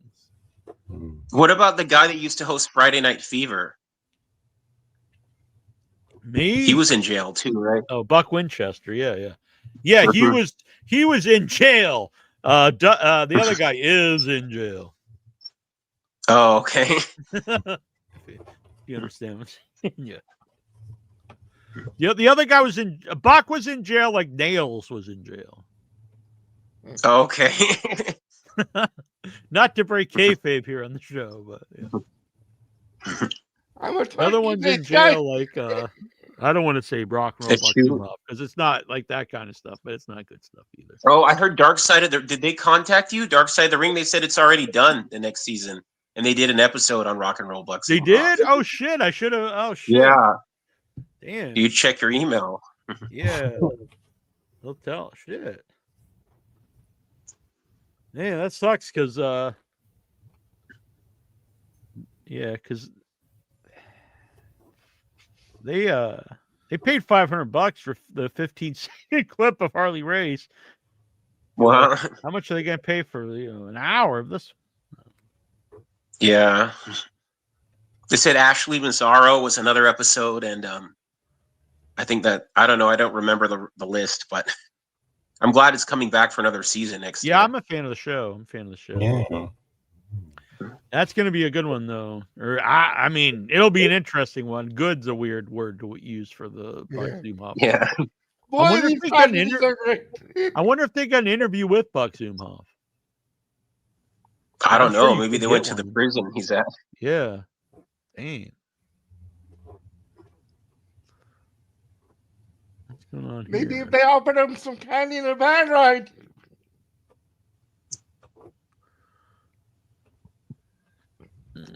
And they get an interview. What was that, John? If they offered him some candy in a van ride. Maybe he would just try to run away during the interview like he did in court. He tried to rock and roll. When I hate to say this because he's in the chat now, my brother, but so when we did the Rock and Roll Buck Zumhoff interview, and so I had this banner of Rock and Roll Buck Zumhoff, and he's got the boom box, and he's all going crazy. The algorithm on Facebook would always tag my brother in it. Like they thought he had the face recognition would flag my brother every time. So I don't know if Croydon wants people knowing that Facebook thinks him and Buck Zumhoff are the same guy.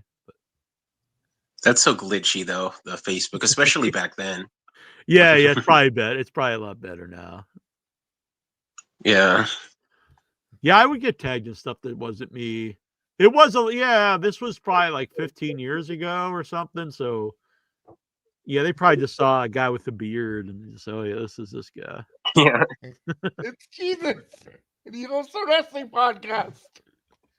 Wow, he's returned. Stranger Things starts tomorrow, Troy says. All right. Yeah. I need to catch. I didn't watch the last season. Last season. I liked it. Yeah, I just need to watch it. I should watch it before this one starts. Well, I won't be able to watch it all tonight, but those Netflix ads. I did see a travel to Saudi Arabia ad, and I was saying, "Wow!" So, without like WWE, so come on a vacation. That's everywhere now. That's crazy. A lot of the like Piers Morgan, like a lot of those news kind of guys, and then like the comedy people, and then they're trying to do a golf show and the boxers. It's all propaganda to get people. Do you think it works at all? Like, who in their right mind would just be like, yeah, I think I'm going to go on vacation to Saudi Arabia? Worked on Bill I'm sure Burr. it's very expensive to go over there too. Well, I'm sure flights like over it $2,000. didn't work on Bill Burr. What happened was they paid Bill Burr millions of dollars to come there, in hopes that it would get other people to come there on vacation. Yeah, but he defends him like a motherfucker though, so I'm saying it worked. No, but I'd say it didn't work. For it to that would be like saying it worked on WWE. It didn't work on WWE. They paid these people to come there with the idea that people are going to watch WWE on there. They're going to see Bill Burr talk about it. They're going to see Piers Morgan on there, and they'll be like, "Oh hell yeah, this is a good place to go on vacation." And I can't imagine anyone, like a normal person, just like, I think I'm going to go. Journalists hat off. Go like, oh hell yeah, I'm going to go on vacation to Saudi Arabia. Like Michael Petrelli, have you ever thought like, I'm going to save up and take a trip to Saudi Arabia this year? No, I'd never come back probably. Yeah, especially if you have a family. Could you imagine like taking your family vacation? Like, would you want to take like your young daughter to Saudi Arabia? No. Or if you have like if your son's like if he's a journalist in high school. I can't wait. I don't want to go over there. I might come. I'll come back, but in like 6 luggages. Like an episode of Dexter and a bunch of like 7 or 8 trash bags. Yeah, like we saw what you said about this show. Holy shit! Even in the embassy too. That was I don't know if that was in the United States. I like what our president says. Oh, I talked to the prince and he says that he didn't do it. Yeah, what's he gonna say? That journalist. Oh well, you can believe a guy who had a man cut up into pieces. I did it, but nobody asked me. So if only they would have asked, I would have told the truth. All right. What's on your mind, Mr. Reddy? I wish Stranger Things or a show like Stranger Things would fight like different monsters every season instead of the same old.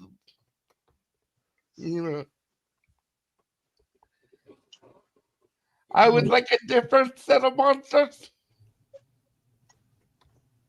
Okay, so like what? Instead of the Demogorgon, just like an alien invasion or something. 1 year, 1 year vampires, 1 year thing they got now.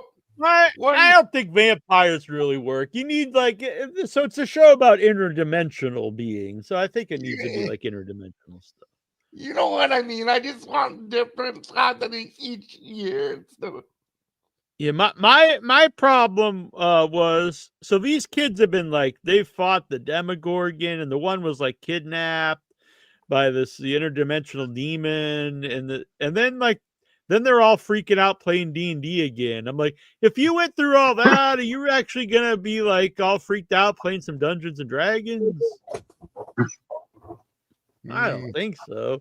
Be like, oh no, the beholder's coming to get me, and they rolled the natural 20. But fucker, I was in this other dimension, being eaten by the Demogorgon. I ain't scared of some board game or role-playing game. There's a theory that it's gonna all end with the D&D game all along. Yeah, I doubt that happens, but I would be for that. What was that old show where the end of the show wasn't it was like all in a snow globe or something? St. Elsewhere. Oh yeah, I remember that. Yeah, or they could have Bob Newhart just wakes up from a dream. That's how it ends. Isn't he dead? He is dead. Yeah. Maybe that's all a dream too. Like, holy shit, I'm really alive. Maybe Bob Newhart's the only one of us that's really alive. I dreamt stranger things happened and I died. And all the Stranger Things fans would be like, "What the fuck is this?" You have to be an old man to get this joke.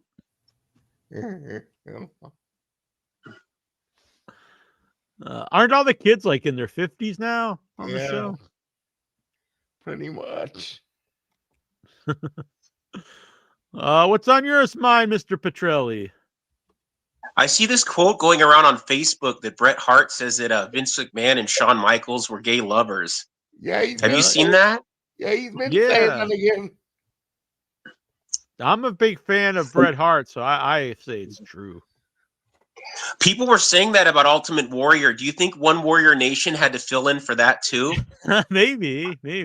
The thing, all right, in my honest opinion, it's just it's people that they don't like. They're like, oh, well, he was having sex with Vince to get a. I don't really believe it. I would believe that Vince, like, I think Vince, like thought because Michaels is like small and he wasn't like a guy he would push, but I do think Vince probably thought, oh, this guy's super cool and kind of was trying to live vicariously through Shawn Michaels. He wasn't the guy he would push, huh? But I don't think he was. I don't think they were actually having sex together. Bad choice of words.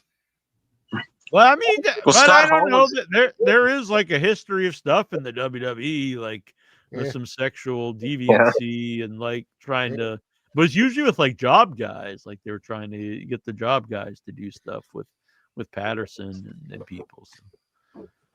And then when Shawn Michaels is mad at him, Vince has got to go sleep with Jannetty. Wouldn't you be pissed though? So if you were like a guy that's a, I'm not saying this happened, but like a guy like Jim Powers supposedly, allegedly, you know, was having the old ooh-ah with some of these guys. Now, wouldn't you be pissed though if you had the career of Jim Powers and then you look over and you're like, wait a minute, I blew Pat Patterson and I was part of the Young Stallions and look at this guy, he's like world champion for like multiple times. It's not who you know, it's who you blow. Or or the Brooklyn Brawler, he's doing the pushing and pulling. It's like I did all that just so I could have a feud with the Red Rooster. Or Sylvan from La Resistance. Yeah, the Resistance. Apparently there wasn't much resistance.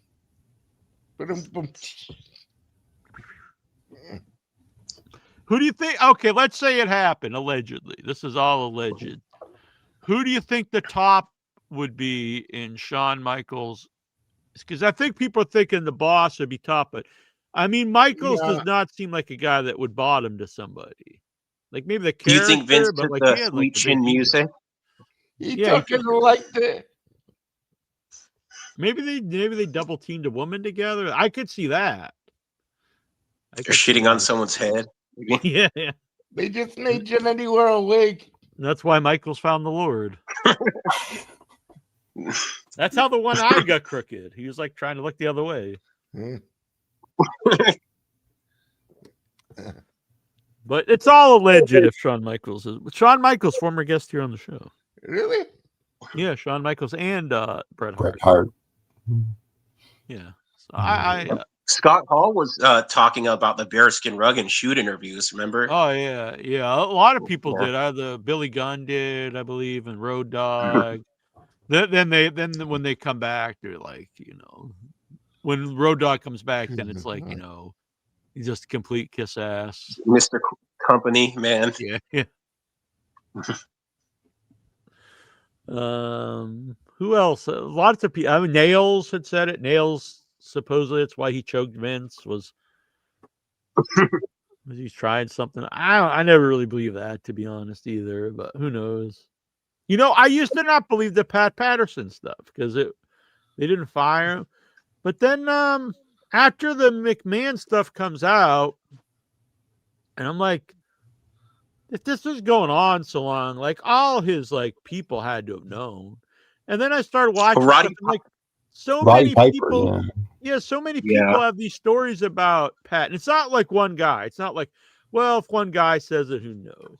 But I mean, even RVD said it. And I'm like, Does RVD seem like a guy that would make that up? I mean, no, he doesn't seem like Not a really. homophobic guy or anything. So I don't know. I actually I believe it. I believe it to be true now.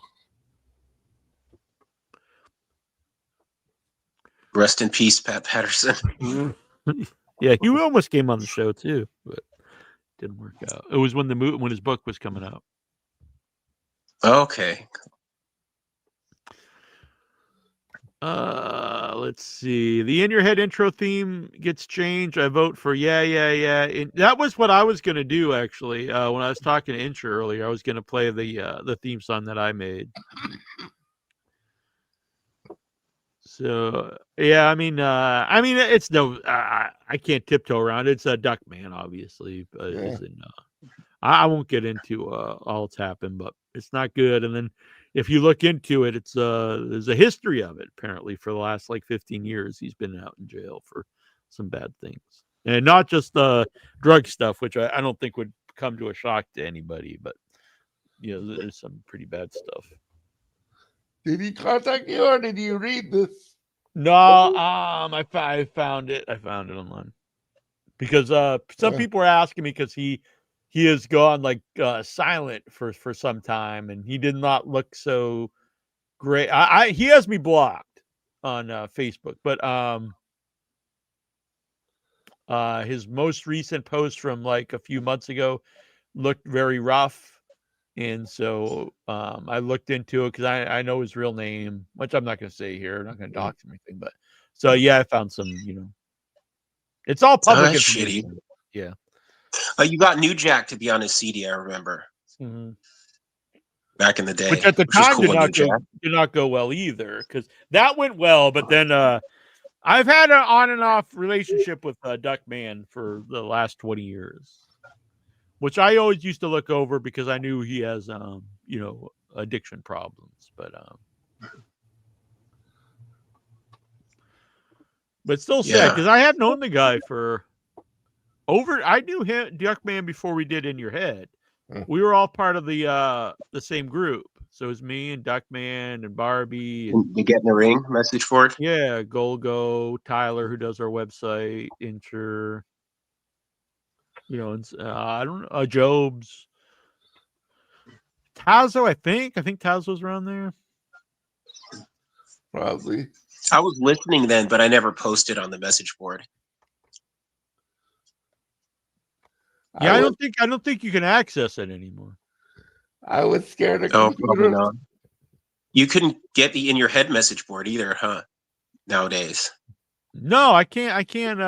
I remember we had it back briefly, and I was trying to like get it to where people could log in again, but yeah, I can't get it to work anymore. Oh, but that's I too mean, bad.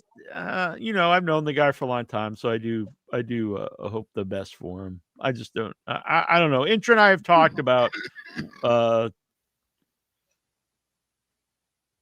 I was just going to keep the theme interest. I don't know. We'll talk about it off air. Well, in the holidays, you could use one of your Christmas songs. Yeah, those are coming up. Yeah, I'm dreaming of a white Christmas. Intra loves that one. White in your head. I like the one that says Superman can see through lead in your head. In your head. Ow, ow. All right, what's on your mind, Miss? Did I get what's on your mind, Petrelli? Oh yeah. Yeah, it was those Bret Hart saying crazy stuff. What's your take? Do you think Michaels and Vince were doing the dirty? I don't know. I'm just gonna say it's true because it's more entertaining. All right, I agree. I'll think maybe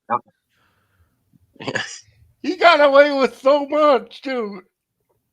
Yeah, I mean the guy didn't. He was paid for like 5 years without ever wrestling. Yeah. I mean, I could see why someone would think it.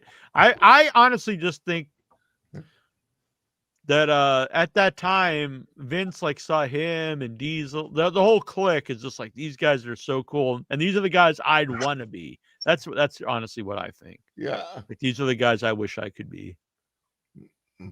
Because I think at that time he's kind of a nerdy guy. Like he thought he was those guys. Yeah, then he became like that's probably what turned him into like a real sleazy guy. He's like, I'm gonna become these dudes and start having. If you listen to the stories, they did the people from his hometown are going. He says he fought all night. He never fought. He never fought nobody. He was a good boy and he did what he was told and blah blah blah. Yeah, I never like the stuff where like they always said like his like, thing was like his dad had nothing to do with him and stuff. I was like, well, you were the commentator in the WWF in the 70s. Yeah. Like he obviously had something to do with you. I mean, Eventually, yeah, I don't think he is this hard. And I honestly just because I've heard people say that his dad just sold him the company for like $1, and yeah. Vince makes it seem like it was like he didn't even want to sell him the company and stuff. But He allowed the debt to be paid back with company profits. yeah, I think his dad just like, yeah, take the company. What the hell am I gonna do with it? I got it from my dad. Now I'm gonna give it to my son. Then he sold it to TKO. Sorry, Shane. Yeah, I honestly never expected that. Not under. Well, I don't know. Did Vince?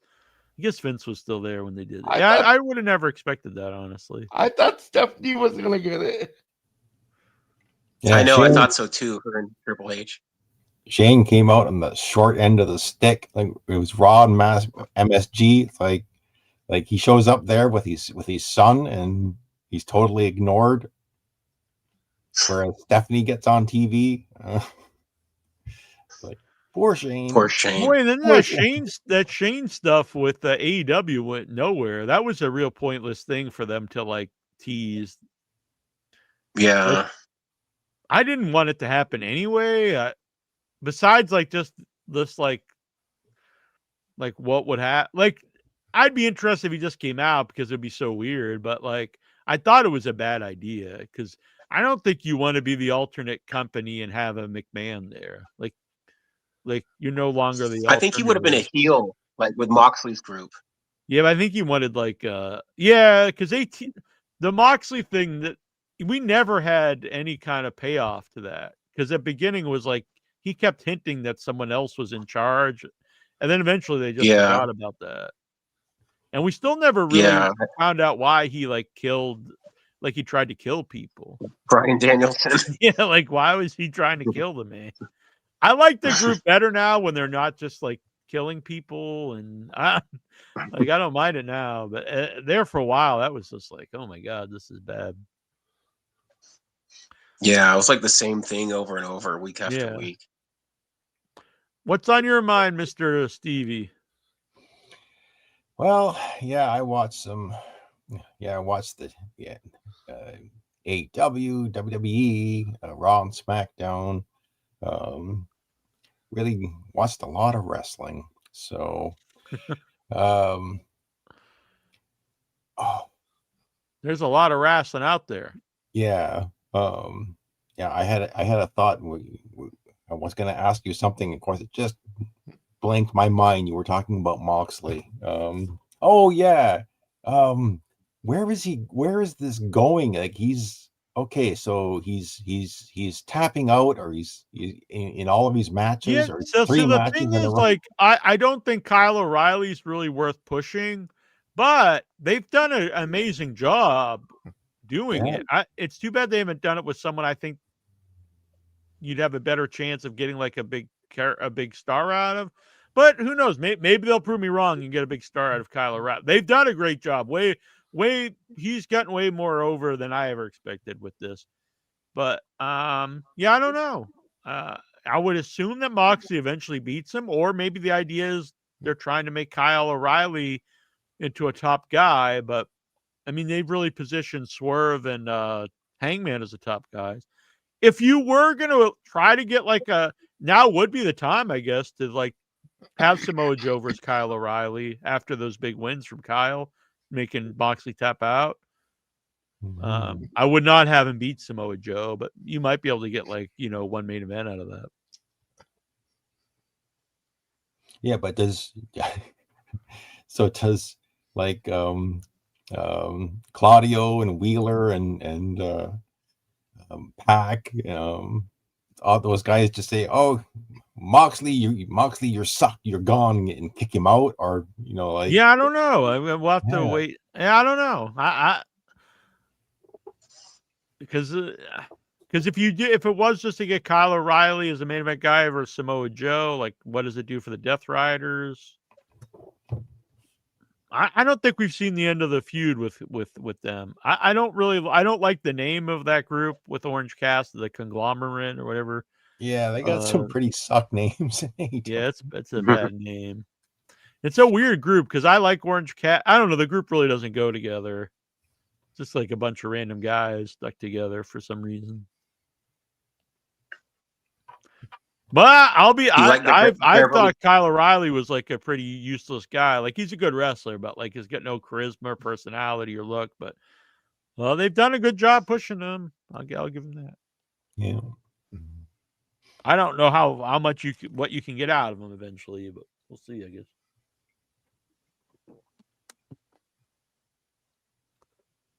All right.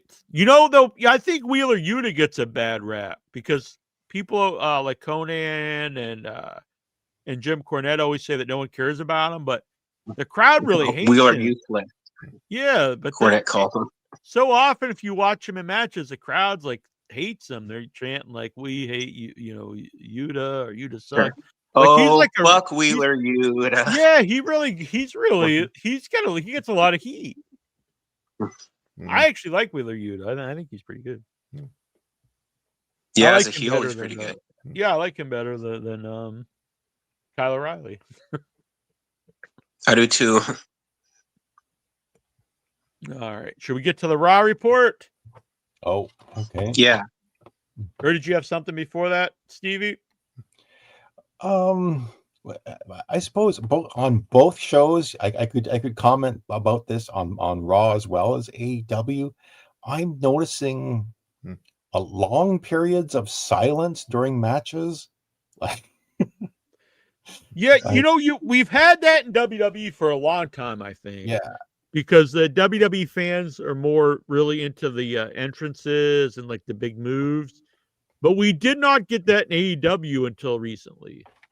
And I don't know if it's what that is, if they're attracting a different audience. Because I'm noticing that I noticed that in both Raw and the AEW show. It's like, once the big spots end, and then there's these moments of silence where I'm just it stands out because it just keeps going and going, and finally somebody does something, and I really noticed in the Statlander Monet match, like they were kind of pretty, because not so much in a lot of the other matches on the pay-per-view, but sometimes on Dynamite, like people are really just silent. Mm-hmm.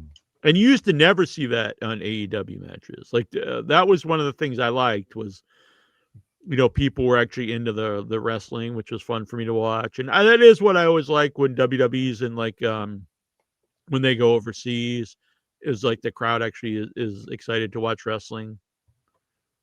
And they cheer for the good guys and boo for the bad guys, which is fun to watch. Yeah, a hot crowd always makes the show better. Oh yeah.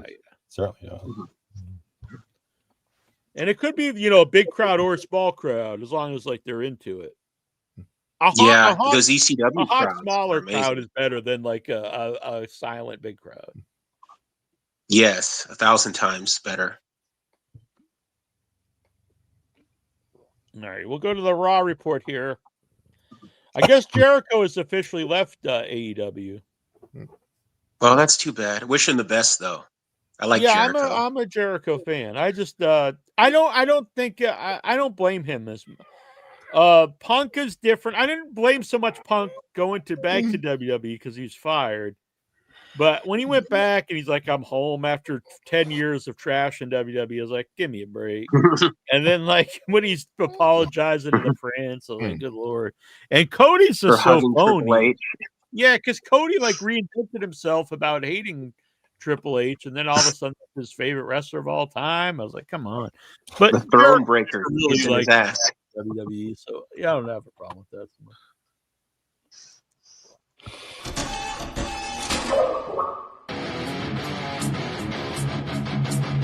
Go ahead, man. After our 2 hours, a 2-hour wait, let's get to the Raw report. No fucking injury. Raw report. Fucking Injure, where are you? Okay. No offense, Injure. Don't get upset. I say I'm gonna kick the shit out of that bitch. It's your go home show to the Survivor Series. It's from Oklahoma City, Oklahoma. And we do a recap of last week on Raw, and Brock Lesnar and Roman Reigns confronting each other for the first time since their blow off a while back. Pre-show arrivals,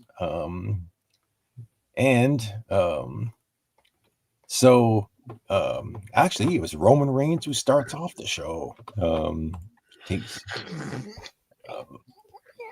And so the fans are doing the OTC chant, and actually, I think he just got a few words out of his mouth. The acknowledge me, and then right away, Cody Rhodes comes out, and so there's a lot of talking here. And right away, I thought, if this goes on too long, I'm gonna lose interest. But this is the first time I think since their blow off match that Cody Rhodes and Roman Reigns had an extended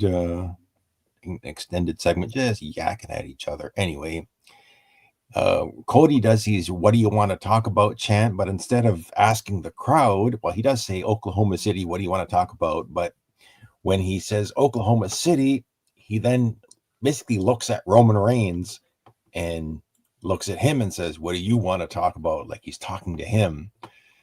And so the crowds, I think they were probably anticipating something happening with these two, but instead they just talked about war games.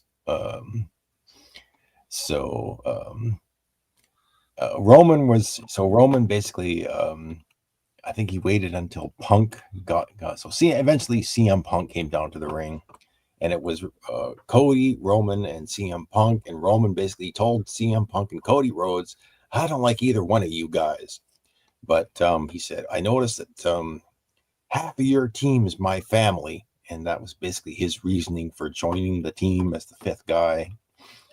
So then I think, they didn't have these three baby faces are like they do this a lot of times in these Survivor Series War Games matches. Is like, can they all get along? It's just another can they all get along segment heading into War Games. So then I think the feud, the brawl didn't come till later. So backstage, you have Paul Heyman and Drew McIntyre.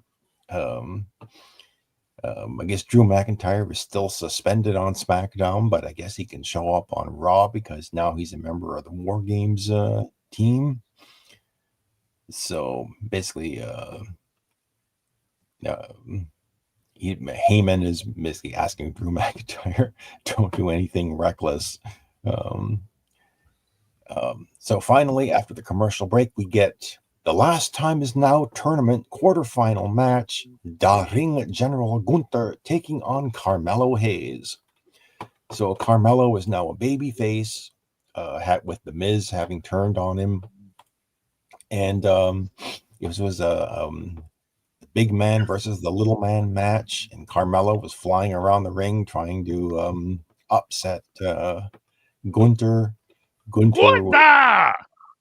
Gunther was basically trying to use his power bombs in the sleeper hole to take out Carmelo, but Carmelo would find a way to get out of it.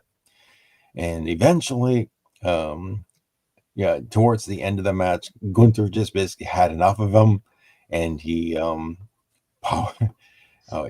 got one power bomb into him, and Hayes kicked out, but not the second one. The second power bomb, and Hayes just finally just went, got folded up like a deep boot and got pinned 1, 2, 3. So Gunther advances into the semifinals of the Last Time Is Now tournament, and he's still my pick to win it.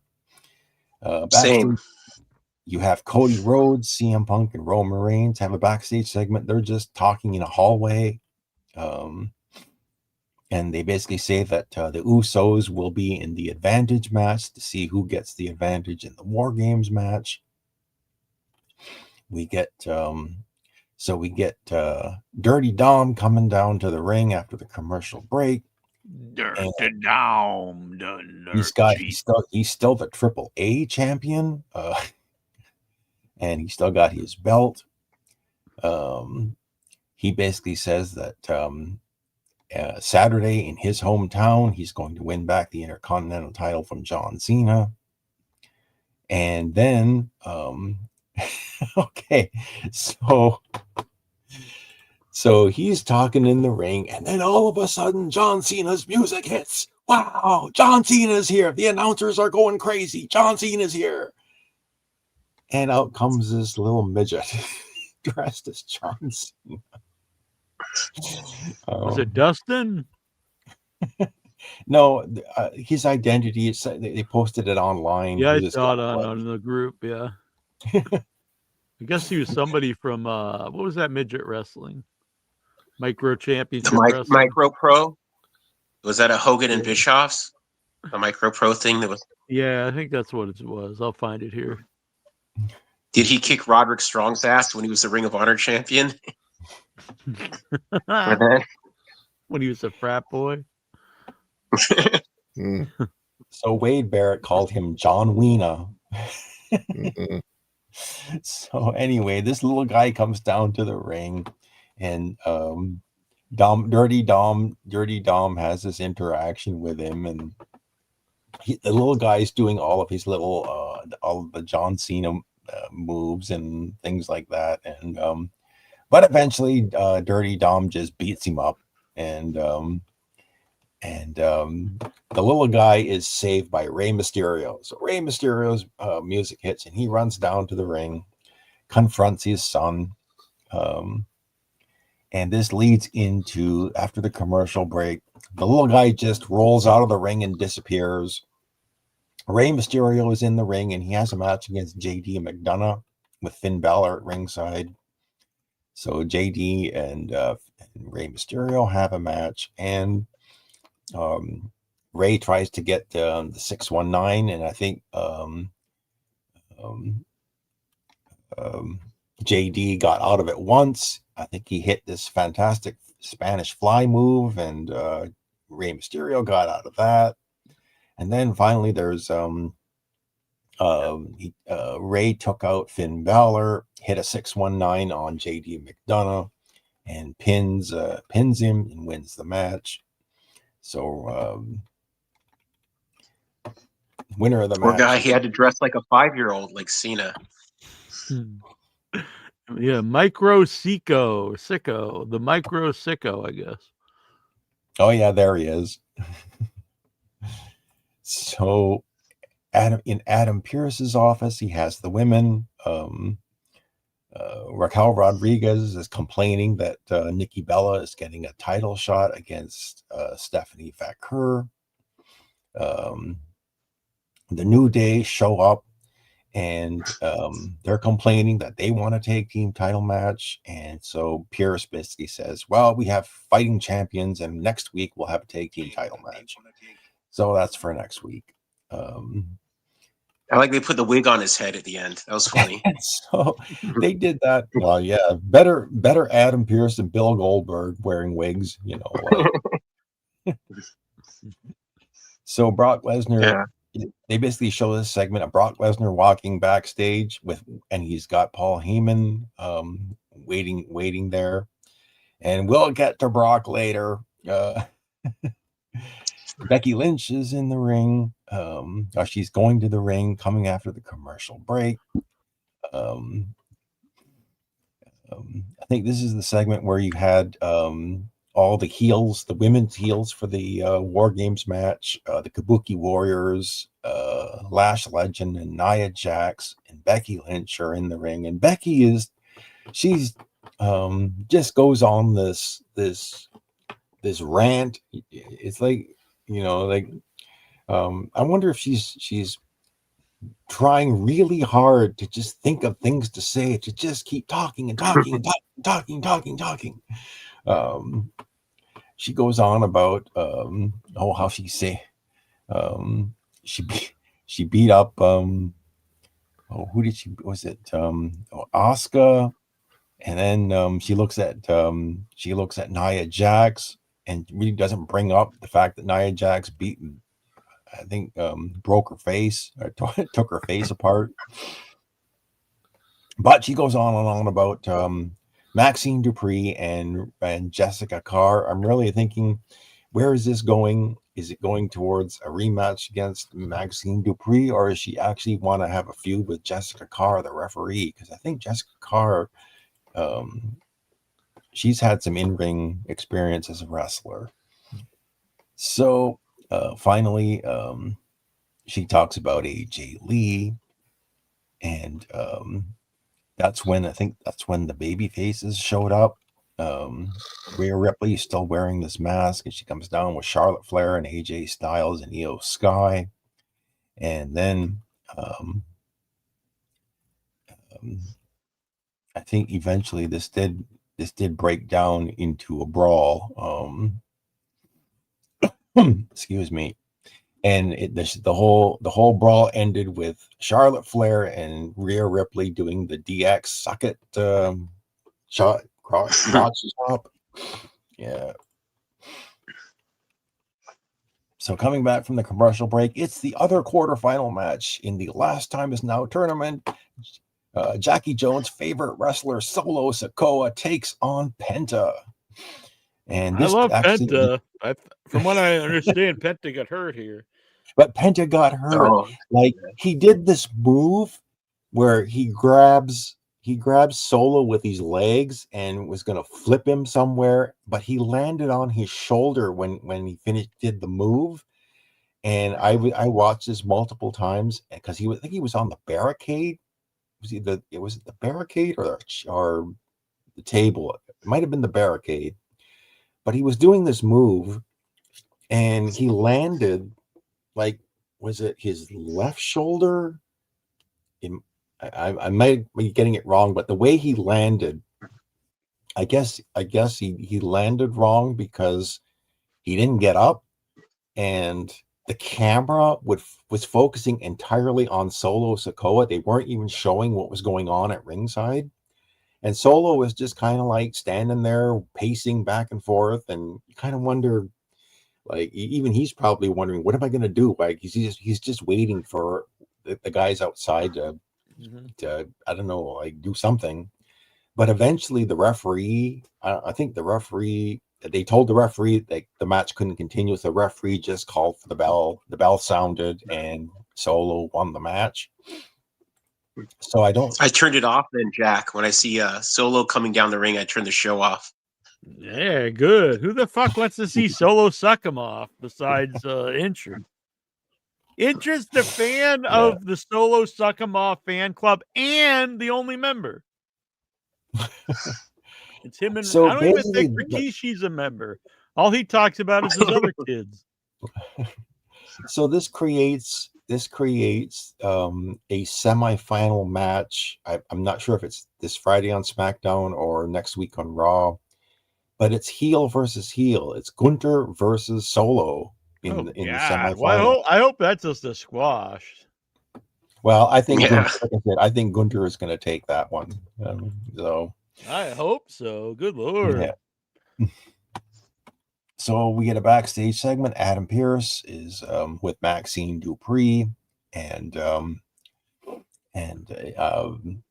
they have a quick chat. Maxine wants to talk to Natty, but Natty's out promoting her book.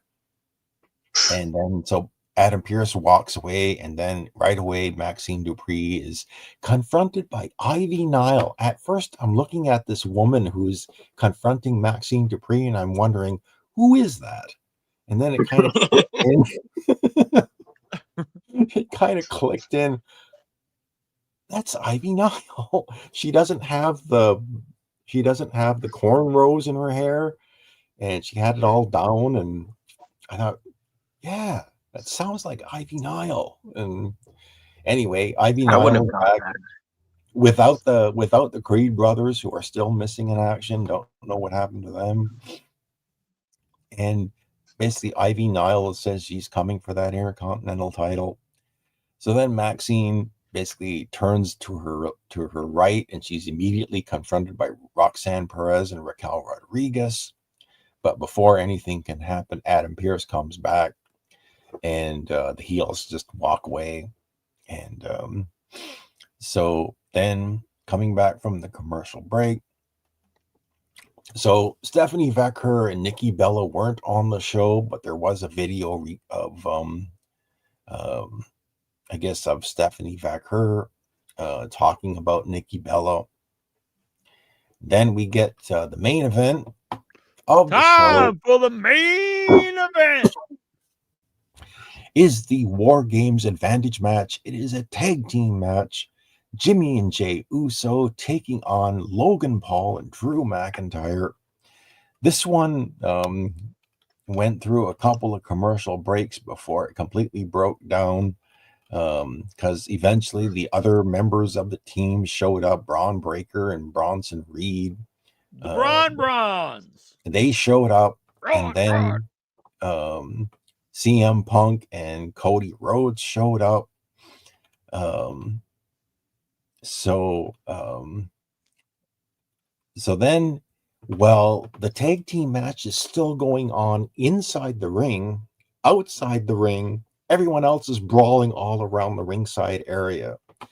And eventually the referee lost complete control of this, as I think it was Drew McIntyre decided he wanted to go outside and brawl with Cody Rhodes. Anyway, everybody started brawling with each other, and the referee didn't throw it out. The referee didn't disqualify anybody. And eventually, Logan Paul, I think he pinned one of the Usos. It almost like became like secondary. Like the whole point of the match was to see who was going to get the advantage, but I guess we kind of knew that the heels were going to get it anyway.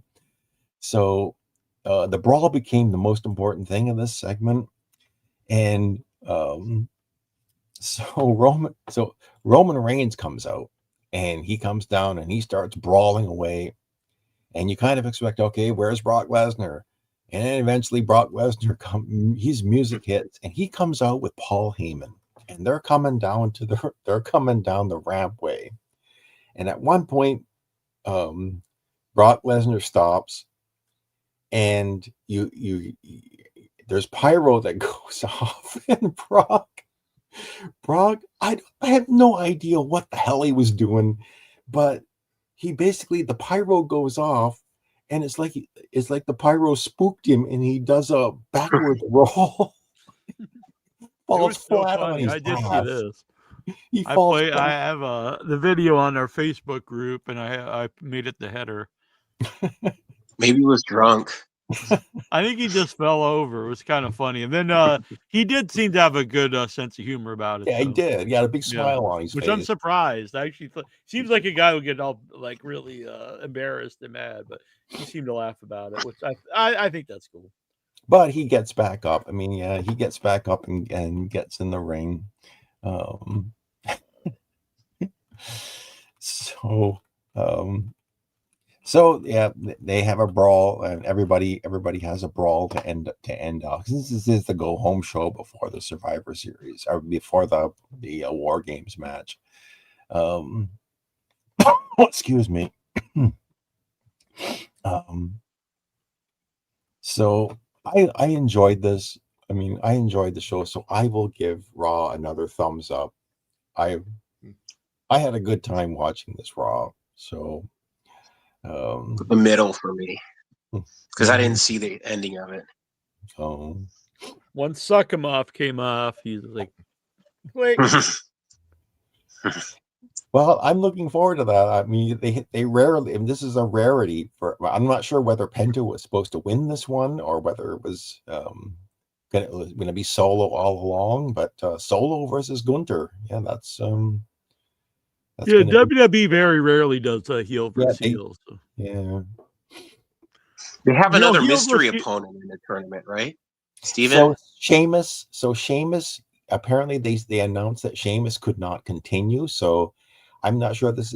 I guess maybe it'll be on SmackDown. They'll decide, or maybe next week on Raw. But they've got to decide what to do there, because I guess Sheamus got an injury sometime and he won that match. But he's injured, and so they're going to have to put somebody else in there, or maybe. I was thinking they should do a second chance match where everybody who lost let them have like a gauntlet match or a battle royal or something, like to determine who takes his place. It'd be funny if the mystery opponent was Bling Bling Buchanan. Oh, Bull Buchanan is Cena's tag partner. Yeah. Or how That'd be about funny. I thought everybody might think, oh, that's Jericho, but they got to do something, basically. Yeah. I don't really like how the Survivor Series is like all war games now. I prefer the 5-on-5 elimination. Yeah, War and games with should be so- like its own thing. Yeah, with so many pay-per-views, why not just have them two separate things? War Games as one and Survivor Series as its own thing. Because Yeah, I they prefer have that. at least 12 a year. Mm-hmm. Yeah. Here's man, the one looks just like Intra, but I don't know about the one that's me. It looks more like Big Bully Busick or something. It looks like the Iron Sheik, kind of. Yeah. Welcome. We are live once again on AIYH Wrestling Radio. I am the Internet A icon, the pride of the pilgrims, the most honest man in all of podcasting, handsome Jackie Jones. And alongside is my right-hand man, my audio soulmate, almost the can of became on peas of Facebook. podcasting, and the enforcer of the Headyverse. 1-inch biceps, the man who tells you what to do, the boss baby, the king of all the marks, the power goat. Bah! Oh, man! Welcome. We are live once again on sounds AIYH like Wrestling Radio. Ryback I am the there. Internet A icon, the pride of the pilgrims, the most honest man in all of podcasting, handsome So I Jackie go from Jones. Big Bully Busick. And alongside is Then I my became right-hand Ox man, Baker. my audio soulmate, the Yeah, can Ox Baker, yeah.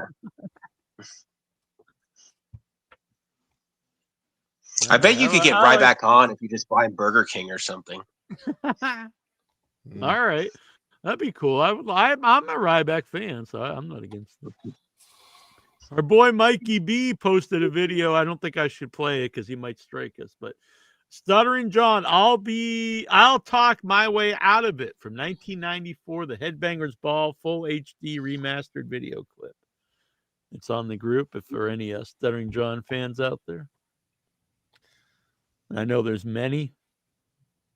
Let's see here. Let me grab the questions. I'm trying to find them. I just posted them yesterday, and they get like I don't know how they get so lost. Pushed all the way down. Yeah, it should be there. Nikhil. Yeah, Nikhil should get him up here. Where the hell are you? Questions? Can you pin them or something, like to the top of the group? Yeah, I normally do, but I forgot this week. Here we go. We got 'em.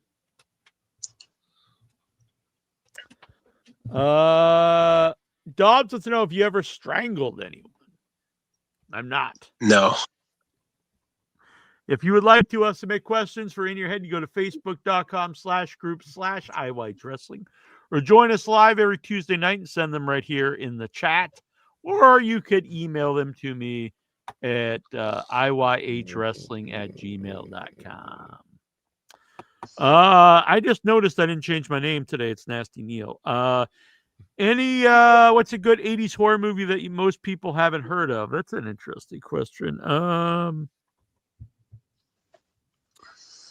Madman.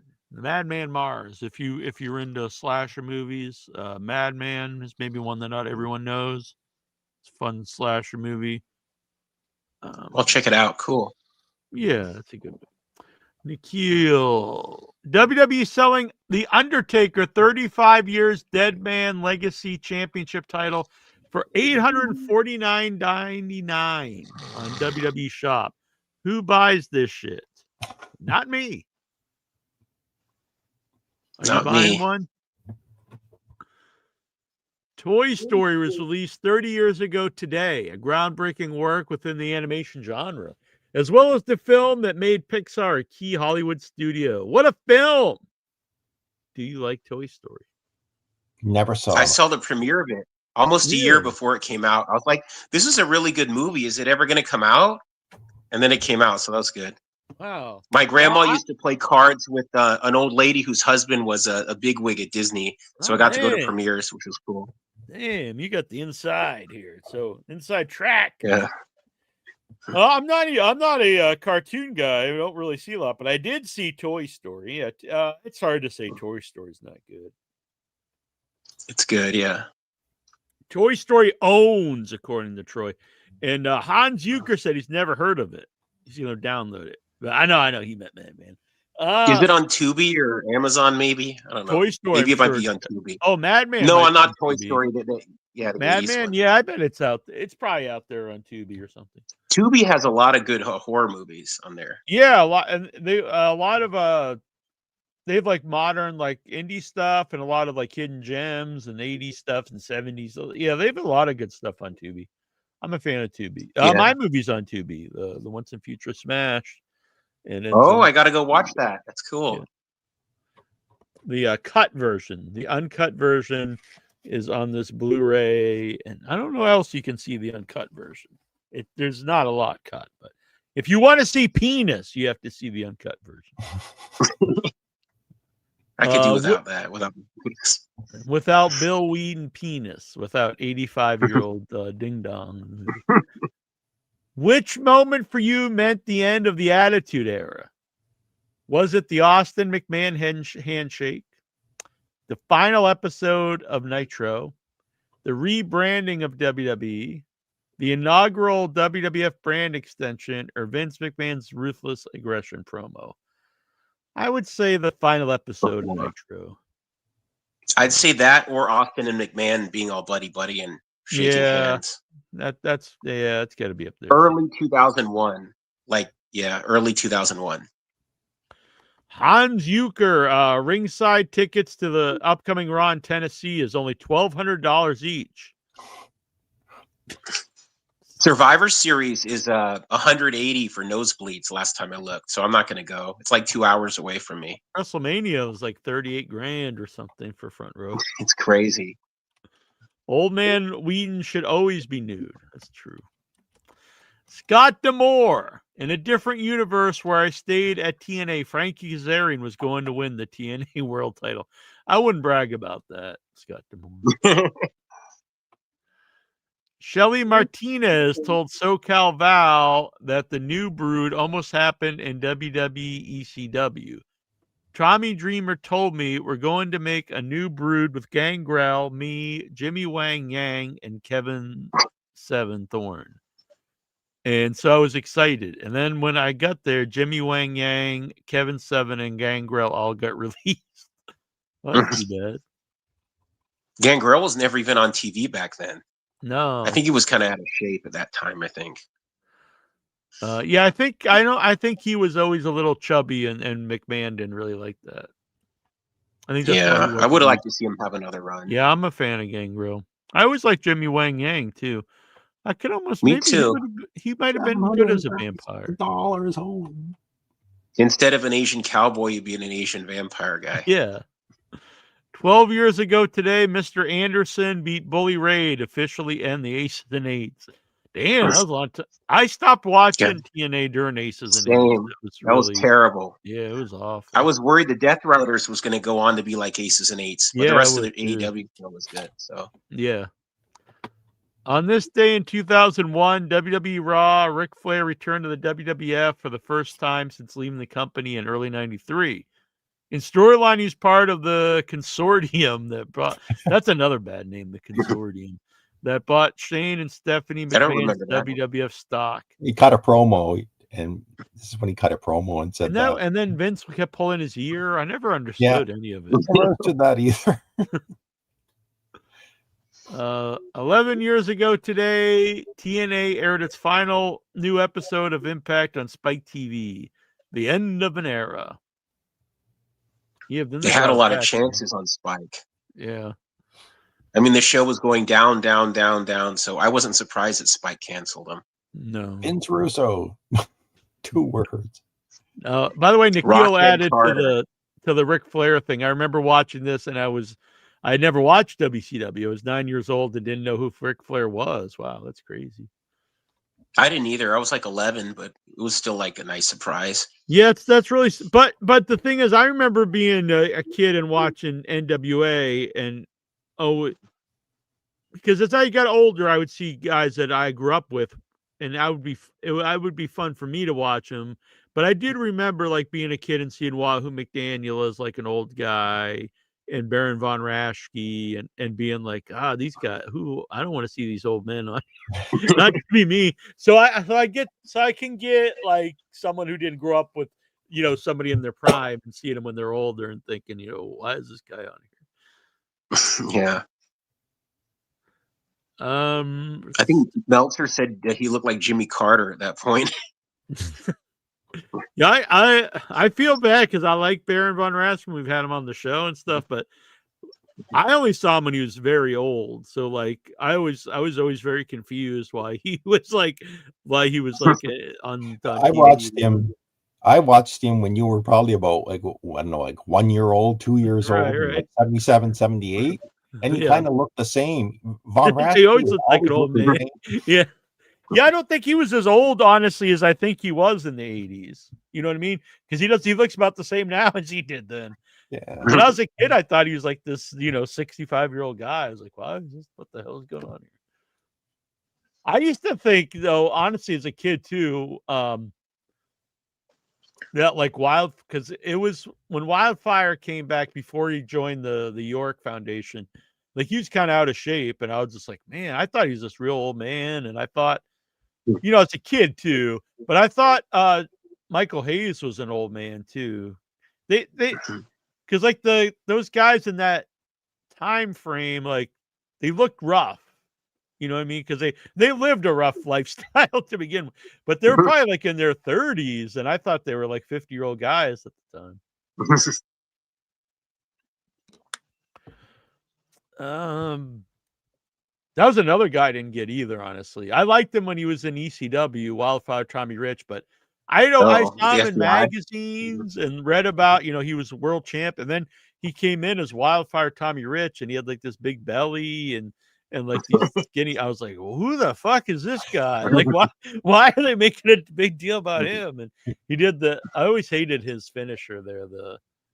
Austin did it to the what do you call it? Like the Lou Thez press. The Thez press. Yeah, and Austin did it, then would punch people, but he would do Wildfire did it as a finisher, and it just looked so just weird. He'd pin people with that, really? Yeah, he'd just jump on a guy and then pin him. I was like, what is happening? Like, what is this? I can't get this guy off me. Then I kind of liked him when he turned bad in the York Foundation. That whole group, it was like him and Michael Wall Street and a Rock and Roll Express guy, Richard Morton. I didn't see this. I only saw him in ECW. Yeah, I loved him in ECW. I loved him as the Big Don. I thought that was great. Yeah, I remember. Yeah, buying those magazines, and there was this picture of Tommy Rich, kind of like this.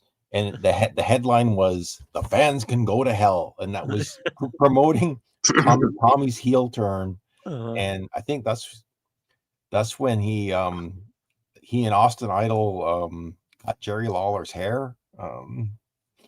But yeah, Tommy Rich was as a baby face. I didn't get it. And I always heard, and I still have heard like interviews since then where people said he was so over at some point, but I had never seen it. I remember they brought him back and NW. It might have been, I don't know if it was WCW, it might have been WCW.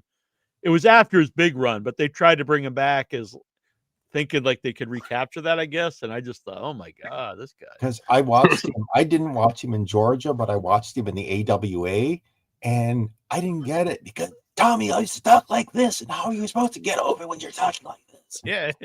It was great as the Big Don, but I like that. I guess you had to be there in Georgia during that period to get it. Where am I? We did that one. On this day in WWE, SmackDown opens with SmackDown General Manager Teddy Long gathering all the SmackDown superstars in the locker room to announce that tonight he will start building the SmackDown team for Survivor Series. Long announces World Heavyweight Champion Batista as the team captain and that he will face WWE's Edge in a street fight tonight. Long says Orton is up first in the Survivor Series qualifying matches. Any memories? No. I don't remember that. Sorry, I don't remember. The Top Crusader. If Intra keeps no-showing, I hope I can co-host as the hair at Intra someday. All right, we'll see. Maybe. Bret Hart calls Sheamus punches an embarrassment. Really? Mm-hmm. Yeah. You know I don't know. They're okay. Yeah, I don't. I never had a problem with those. No, they don't stick out in my mind. Like Matt Hardy, Shane McMahon, Jeff Hardy always threw bad punches. I don't remember Sheamus really. Shane McMahon. Yeah, Shane's bad. But the thing with Sheamus, he's always very, very physical, which I do. It's funny because he's been around so long, so I'm always like, I don't really care about him. But anytime I watch his matches, I actually enjoy him because I like that just physical, like hard-hitting style. And he's always that way. But his punches don't stand out to me as bad. Maybe they're not great, but there's definitely way worse punches, I think, in wrestling. When he's done with WWE, he needs to make up the In Your Head interview and come on.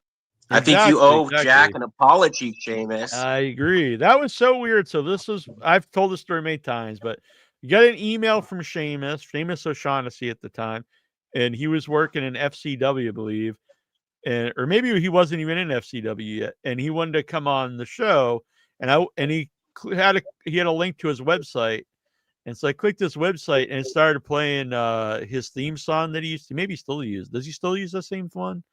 It was talking about like I don't know, the sore. It was like this really silly song, and he was there on the website. He's like, he's got the big mohawk, and I was like, because he had the real tall mohawk at the time, and I was like, this guy rules. Like I know, he wasn't known at all.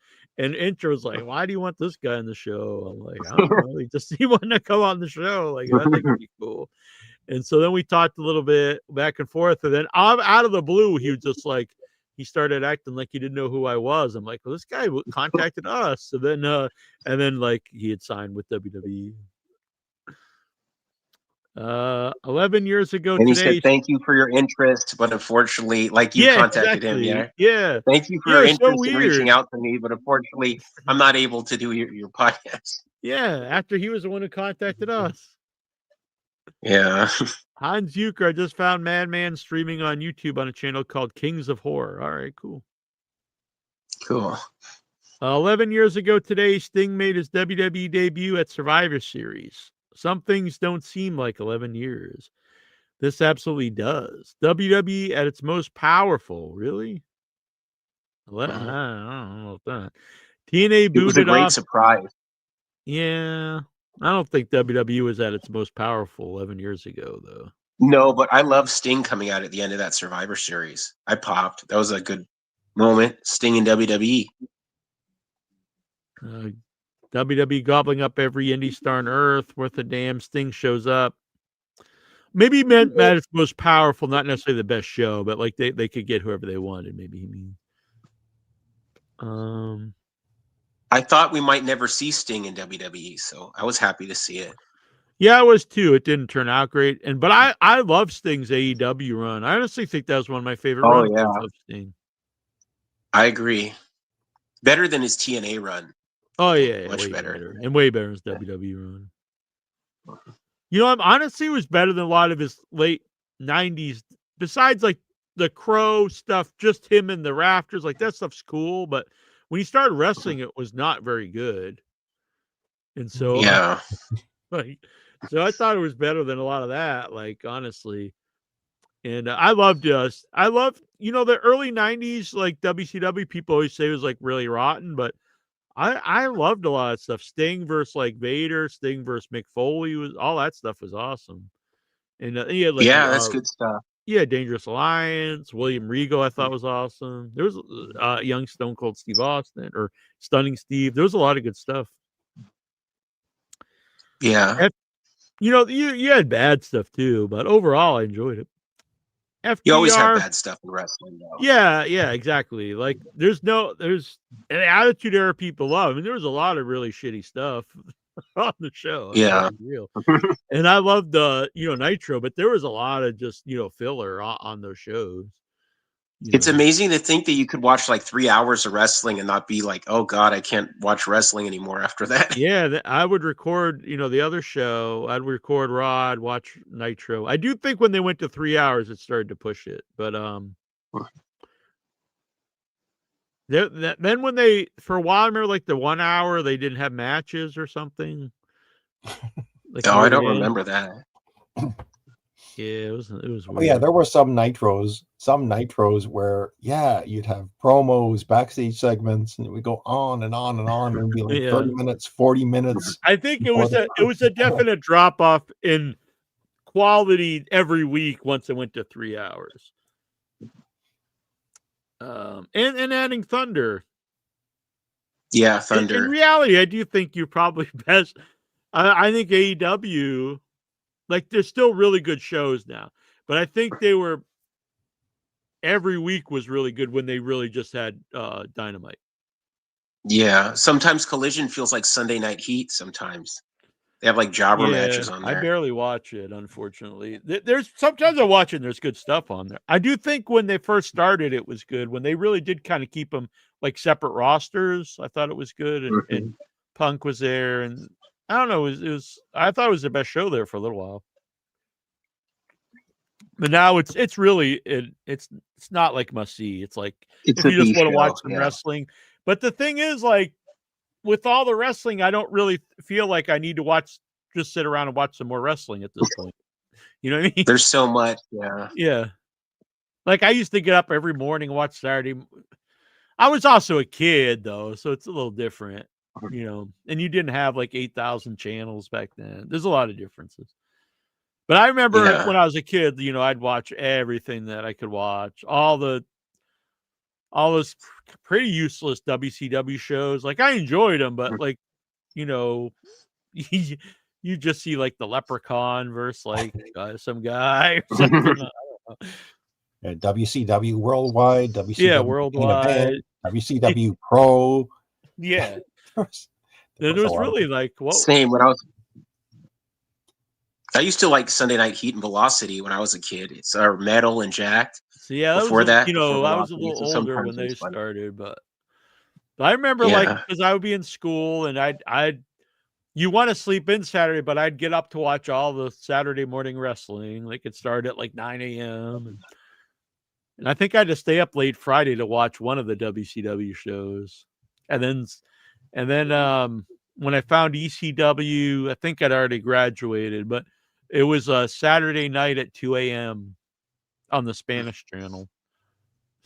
And I remember like I would make sure to watch it every week. And the idea of like making sure I'm home to watch a wrestling show today, like, but at the time, like, I couldn't just DVR it. So it was a different. Yeah, the DVR helps a lot. Yeah.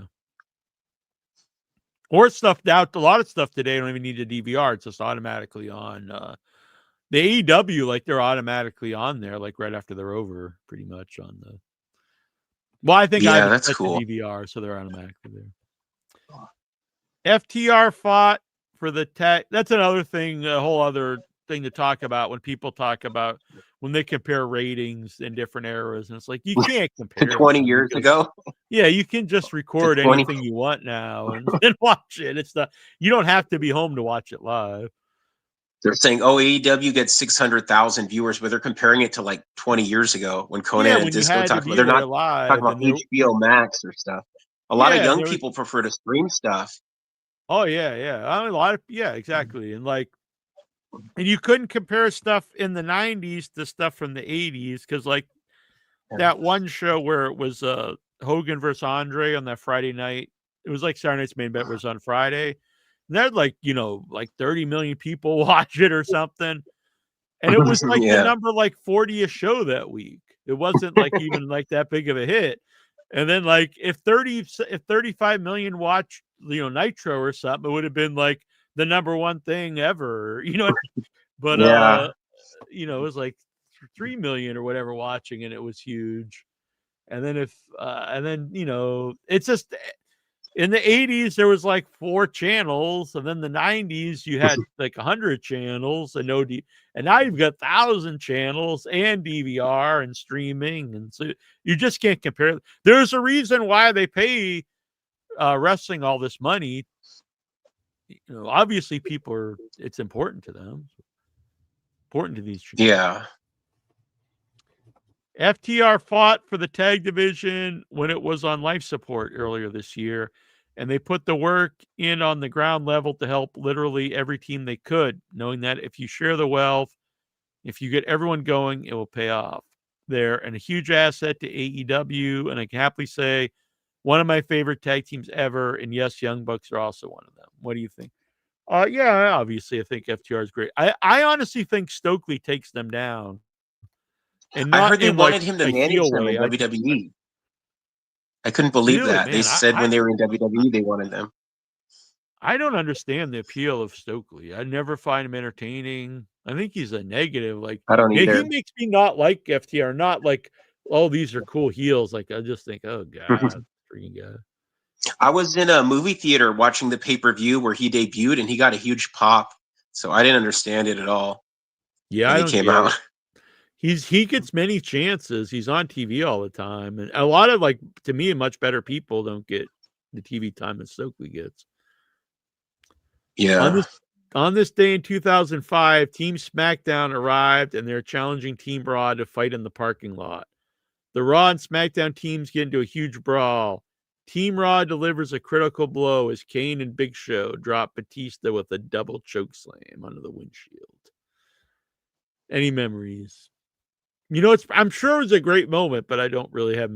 I probably don't really have remember it. many I do memories of remember this that. era of wrestling. Bollywood star Dharmendra has died in the Indian city of Mumbai at the age of 89. Any memories? No, but I am actually a fan of Indian cinema.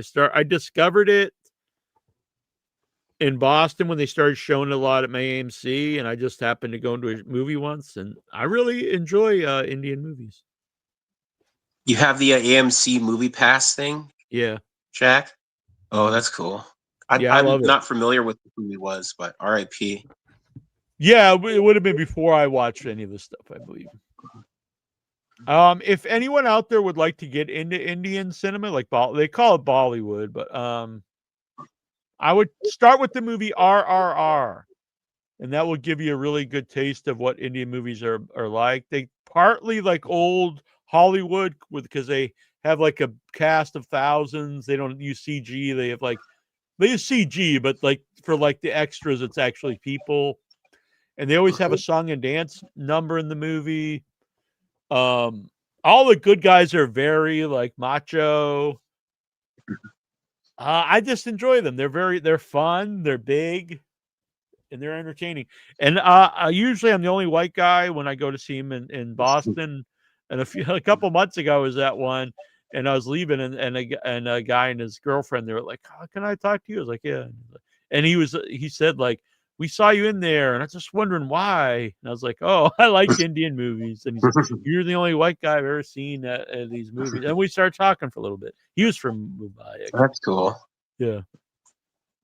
It's weird though. There are in some of the movies there are some like anti-Muslim humor, which is strange. And then like I'm sitting there like kind of weirded out, and then everyone in the crowd's like laughing their ass off, which is kind of strange. But it's a different culture thing, I guess. Yeah. There is also a lot of times like the women are the villains, where it's like they like enchanted the man to like, and it's always like those damn women. Today in TNA history, Tomko made his TNA debut, taking out Sting. Wow, damn. Tomko, that was a guy like people thought would amount to something, but never really. I think he had some bad addiction problems later on, right? Yeah. Last time I heard, he was with a spoon in a Denny's bathroom doing crack or something like that. Casino was released 30 years ago this week. Memories. I'm a huge Casino fan. Scorsese's probably my favorite director of all time. And it's a good movie. Yeah, it's weird to say that one's underrated, but at the time when it came out, there were some of the critics were like, "Oh, it's just Goodfellas again," but it's a completely different story. It's different, yeah. It's a lot different. I think since then people like it. So what's this? War Games. War Games is this weekend, I guess. Yes. It's weird after watching like the AEW pay-per-view. There's like 10, 12 matches, and then this one there's 4. Stephanie Vaquer versus Nikki Bella for the women's championship. Well, I want Stephanie Vaquer to win. I don't know. I know Stevie's a big Nikki Bella fan. Oh, Bella's undead. John Cena versus Dominic Mysterio. What a weird match. I think Cena's going to win that one. Yeah, I guess. I think Dominic Mysterio wins the belt back. I guess. No, well, he's a champion, Dominic Mysterio. Well, that's one. Oh no, you're right. Cena Cena's defending. Well, I'm going to break this tie, and I'm going to say John Cena retains the belt. All right. The women's War Games match is Rhea Ripley, Io Sky, Alexa Bliss, Charlotte Flair, and AJ Lee versus Nia Jax, Lash Legend, the Kabuki Warriors, and Becky Lynch. I am going to say Rhea Ripley's team wins. Yeah, AJ's team. Yeah, I never saw Lash Legend in my life. I didn't know who she was. No, I honestly, when people first started saying it, I thought it was a guy. I thought like this Lash LaRue in WWE. Yeah, she's mostly been in NXT. Not a whole lot of time in the WWE main roster. So, but I'm picking the babyface team too. So we're unanimous on that one. All right. And then the main event: CM Punk, Cody Rhodes, the Usos, and Roman Reigns versus Division: Braun Breaker, Bronson Reed, Logan Paul, Drew McIntyre, and Brock Lesnar. That is a big match, honestly. I'm gonna say Brock's team wins. Because you probably should have them win, and then because then you can have your champion lose in a match that's not for the belt, I think. And then it builds the championship match better. I'll go with the baby faces. Say Drew McIntyre or Logan Paul take the pin. Well, gonna have to break another tie here. I'm gonna pick the heel team, and I think Lesnar is gonna have issues with one of the other guys. I think maybe Braun Breaker. I'd like to see those. Yeah. Go ahead. I do think Braun Breaker's the future of the WWE. Yeah. Yeah. None of the baby faces are the future. I mean, the young, I guess, Usos, like, I don't know if they're really the future, but like, Punk's like almost 50. Roman Reigns isn't going to be around much longer. And I think probably Cody's near the end too. Or I think Cody will probably turn heel eventually since the crowd's kind of turned on him. Punk probably has like a year or two. Yeah. Yeah. He's really on borrowed time, but I mean, I really hate that he's, did a lot of the stuff he said, but I'll always be a Punk fan as a wrestler. I think he's As a one wrestler of the and a best character, promos. Yeah, I like him a lot. And I know I don't know about as a person. I know Stevie's a big as a wrestler. Oos guy.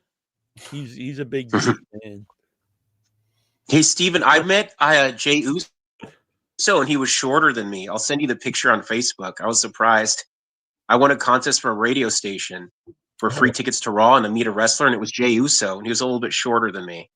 How tall are you? I'm like 6 foot, 5'11", kind of. Oh, well, I'm 6 foot exactly, and yeah, that we talked about this on the show before, about when we actually meet wrestlers and be surprised at they seem larger than life, and yet, Yeah. like, I met like Triple H, and I expected Triple H to be this huge giant guy, and he's only about 6'3", about a few inches taller than me. I met the Miz, and I expected the Miz to be this short, skinny guy, and he's like towering over me. Wow. You wouldn't expect that from the Miz. Wow. I wouldn't expect that from the Miz. Yeah. Whereas that's a guy I don't think Triple H likes, because he's like barely used at all since he took over. He barely ever sees. Oh yeah. I actually always liked the Miz. I have a question for people in the chat, like the people that are using, because it's been streaming the show vertically and horizontally. So, like, if you're on your phone watching, do you see the same chat? Because I noticed that the chat is both the people on phones and the YouTube version, or the YouTube on a computer. I'm just wondering if there's two different chats or if they're all in the same chat. I just have one chat here, just one. Yeah. I see two screens. I see. Yeah, you can turn that off on the left there, which is nice, so you don't get bothered by the two screens. Yeah. Yeah, I think it's okay. I don't care. No, it's different chats for both. Huh. Maybe I should just stream it on one. I should probably just stream it on one, I guess. No use splitting it up, because I'd rather everyone in the same chat instead of two different chat rooms. The Lucha Brothers duo of Penta and Rey Fenix issued a surprise challenge to Dominic Mysterio and El Grande Americano following the conclusion of the AAA Alianzas event in November 22nd. What a waste. Lucha Bros have been so bad in WWE. What do you think? Yeah. I think Penta was used really well the first few weeks. And I think it was clear they couldn't care less about Rey Fenix in WWE. I was surprised he didn't win at WrestleMania against Grande Americano. Yeah, I think that right away showed that they had no interest in Rey Fenix. I personally liked Rey Fenix better in AEW, and I think he was a much better fit in AEW.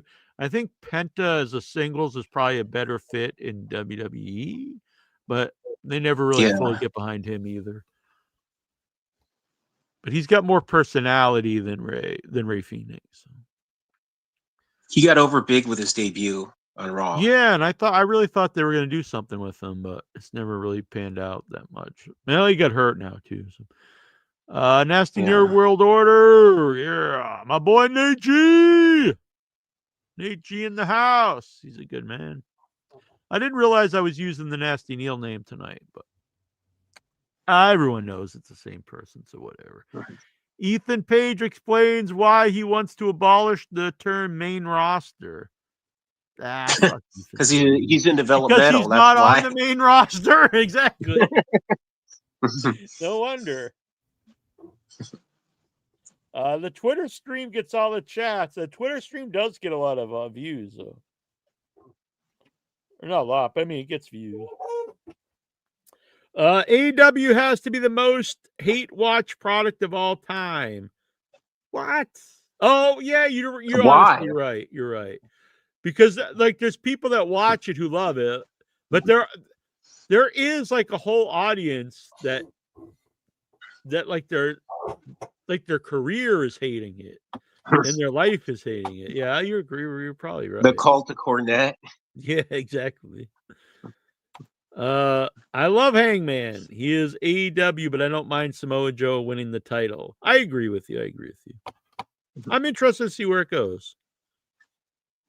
And it was a nice surprise because I really thought there was no shot of him of Joe winning. And I'm a big Joe fan. And this is probably I would assume this is probably the last run of Samoa Joe too. He's like CM Punk. He has a year or two left, I'd say too. Yeah. So I'm happy. Jonathan Jackson, do you think you're better than me? I don't think it. I know it, bitch.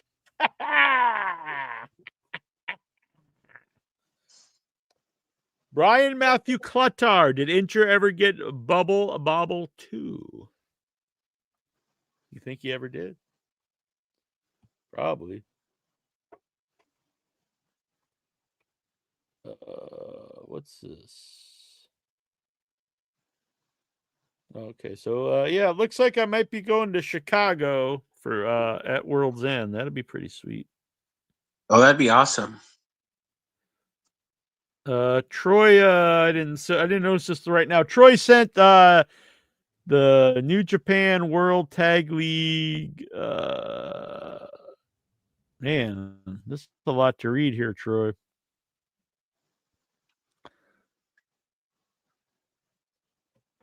Night 4, November 25th result.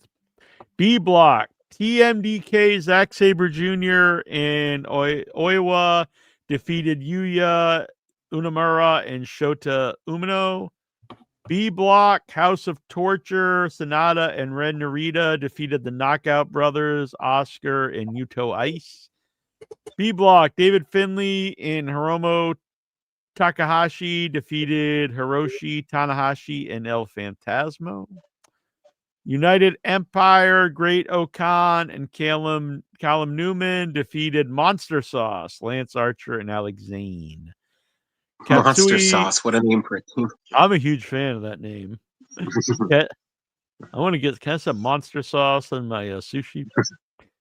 Katsui Murayishima, Oleg Bolton, and Toru Yano defeated Hiroki Goto, Yoshi Hashi, and Tatsui Matsumoto. Dick Togo, he must be like 100 years old. Wow. Don Fale, that's and Evil defeated Daiki Naga, Drilla Maloney, and Shingo Takagi. El Desperado, Shomo Kato, and Shuji Ishiwa defeated Masatora Yasuda, Satoshi Kojima, and Taichi. Gato, Gabe Kidd, and Yoda Tsuji defeated Yoshinobu Kanemaru, Chase Owens, and Yujiro Takahashi. So there you go. So in the lead right now are Toro, Yano, and Bolton Oleg in the A block with 4 points. And then it's a big tie with 2. And then one team has no points. And that's Tanahashi and Chase Owens. They've not won a match.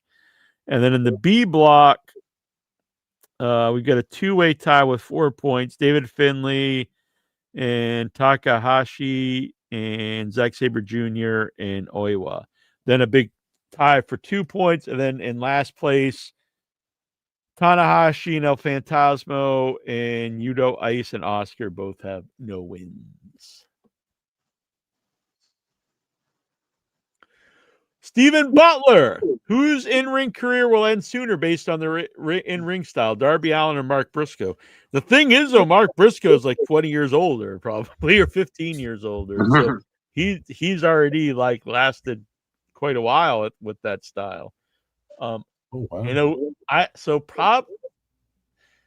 well, the thing is, will Darby Allin be wrestling at Mark Briscoe's age is probably the big question. Unless he has like a freak accident, like an injury that ends his career. Yeah. All right. Ryan Matthew Clatars. If you could lick any part of Hulk Hogan when he was living or dead, what would it be? None of it. Some brother. None. His mustache. I wonder what what would Brian Matthew pick? That's what I want to know. All right, now we were time for some of the video. Got some AI videos coming on. Who would have ever thought there'd be like we just start showing AI videos on the show? Did you talk about an AJ getting mad at that fan who did the AI that she kissed her on the cheek? Oh yeah, she kissed him on the cheek. The thing is, I don't blame her, but she should know the worst thing to do about that stuff is bring attention to the fact that it bothers you, because that is only going to make it much worse. The best thing she could have done is just not ever mention it. Yeah.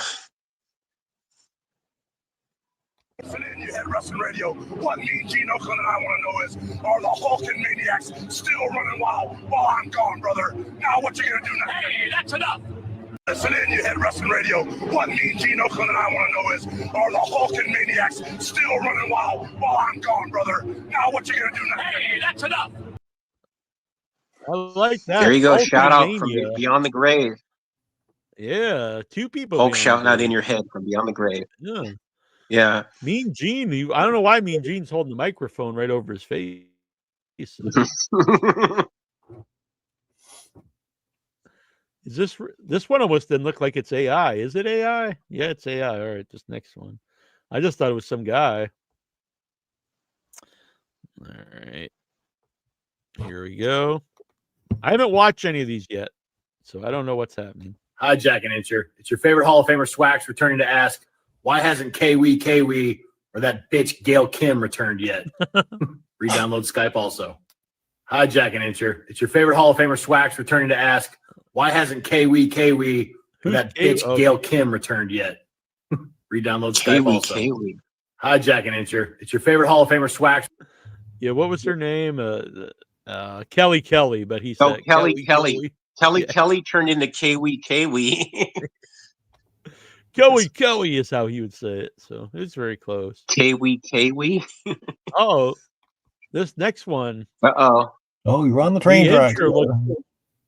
Yeah, this next one, the Incher really looks like him over here. That looks just like Incher. This one's. I lost a lot of weight, but I'm not as skinny as this guy here. I warned you not to walk the tracks. Now you're gonna get it.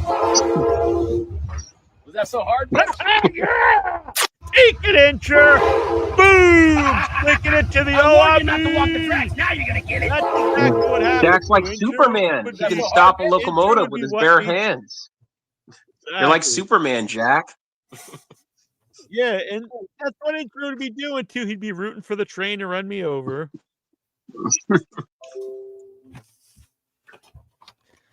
All right, we got another one here. Get this up here. Uh-oh. We're not getting sound here, buddies. What's happening? All right.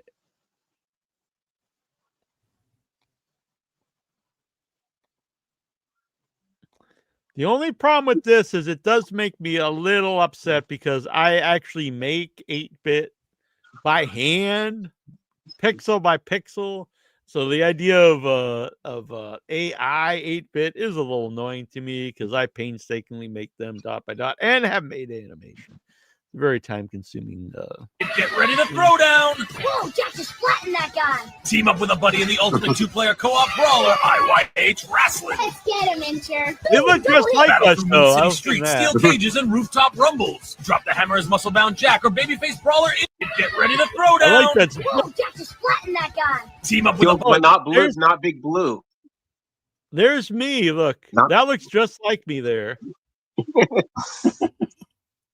Buddy in the ultimate two. And then look, that is Incher right there. If you would ask anybody who's ever watched your show, you'd be like, "Who are these two?" They'd be like, "Oh, well, that's Jack and Incher." Clearly. So, yeah, I think Brian Matthew Clutter. I think he's a good pick for MVP of the year of In Your Head. Tony Oberstar. He tagged Lexar. I don't know. Lexar is probably, and I don't know. Who knows? Who wants to even take a guess what happened to him? It's probably something bad. I hope he's all right. What's your favorite Thanksgiving meal item? So not just like the whole meal. What's your favorite part? I really do like stuffing. I'm a big fan of stuffing, and I try not to eat a lot of carbs normally. So yeah, I like stuffing. Stuffing's good. Anybody else have a? I like those Hawaiian rolls. Hawaiian rolls, all right. How about the Canadians? Well, we had our Thanksgiving. We had our Thanksgiving last month, and You're Canadian? Oh, Steven, I thought that was Mike. Well, Mike's here too, but Mike's a regular person here in America. Yeah, but us Canadians, we eat babies and talk about. I just assume you eat like Canadian bacon and maple syrup. And, what do you think it's made out of? And poutine. Babies. We call it babies, you get upset, so we call it back bacon. So what's your favorite? What's a traditional Canadian Thanksgiving meal? Oh, it's about the same. Yeah. Turkey. Turkey, yeah. Oh, okay. So what's your favorite part of it, Stevie? Normally. Well, when we have our Thanksgiving, yeah, I'll agree with you. The stuffing when it's done, yeah, cooked just right, stuffing is just delicious. Mm-hmm. And it's not something you really ever have, and it's not something you have all the time. You know what I mean? No, I mix it up. I have it sometimes. The hell of it. I thought you just throw everything in a big trough and just mix it. Well, that too. I put like mustard in there and fucking red pepper. That's like at KFC, those bowls where they just throw like every item in the bowl. It's like mashed potatoes and gravy and chicken and corn. And I threw every item in the bowl one time and they said, "Get the fuck out of the toilet right now." You drop the WV. Yeah. Last question of the night from Tony Oberstar. Has OIB ever had thoughts about performing lewd acts with the leftover gravy or cranberries from the Thanksgiving feast? It's not leftover if you really love it. I could see it.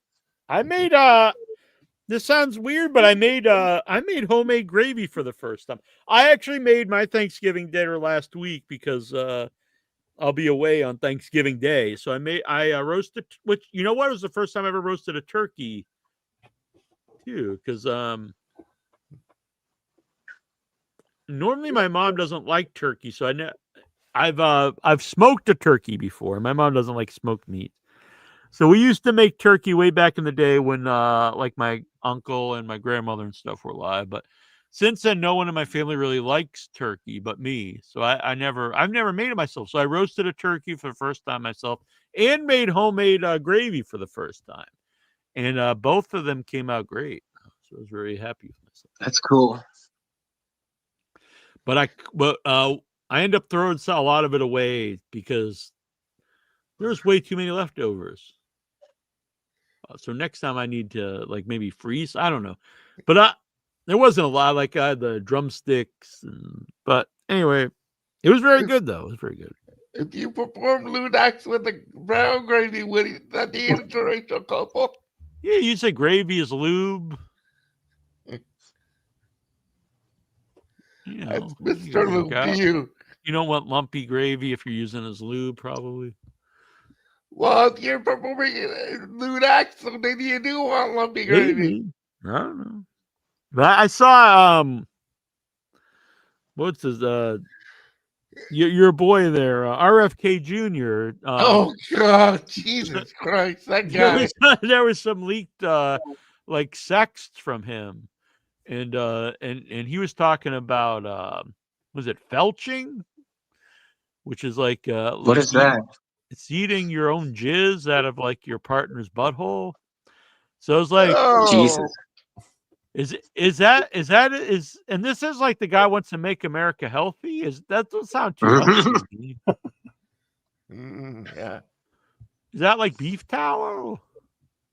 Is as healthy as beef tallow? He's all about the beef tallow and felching. But anyway, if you want to be really like scarred, go and read all the RFK sects. Next time I hear somebody say we'll eat like a Kennedy, I'll think totally different.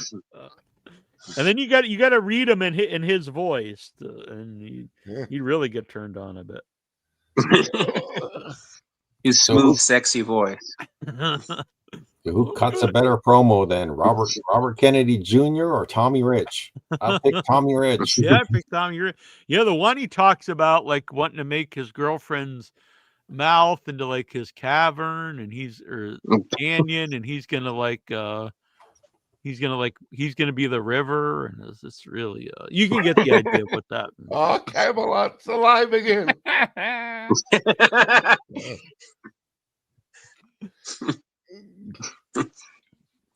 So yeah, that was something. I don't want to make it. This not a news show, but for the holidays, it was good to put out there, I guess. All right, and so we'll be back next week. I don't know what happened to Incher. Being you got caught up with the gravy. Could be. He's in a gravy boat right now, swimming around.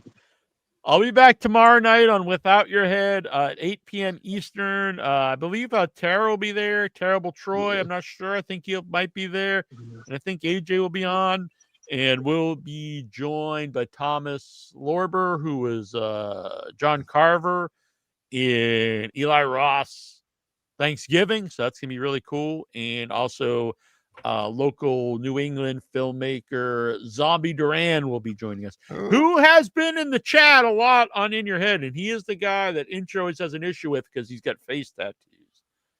So he's a good man though, and someday I think he's just going to beat Intro's ass, which will be fun.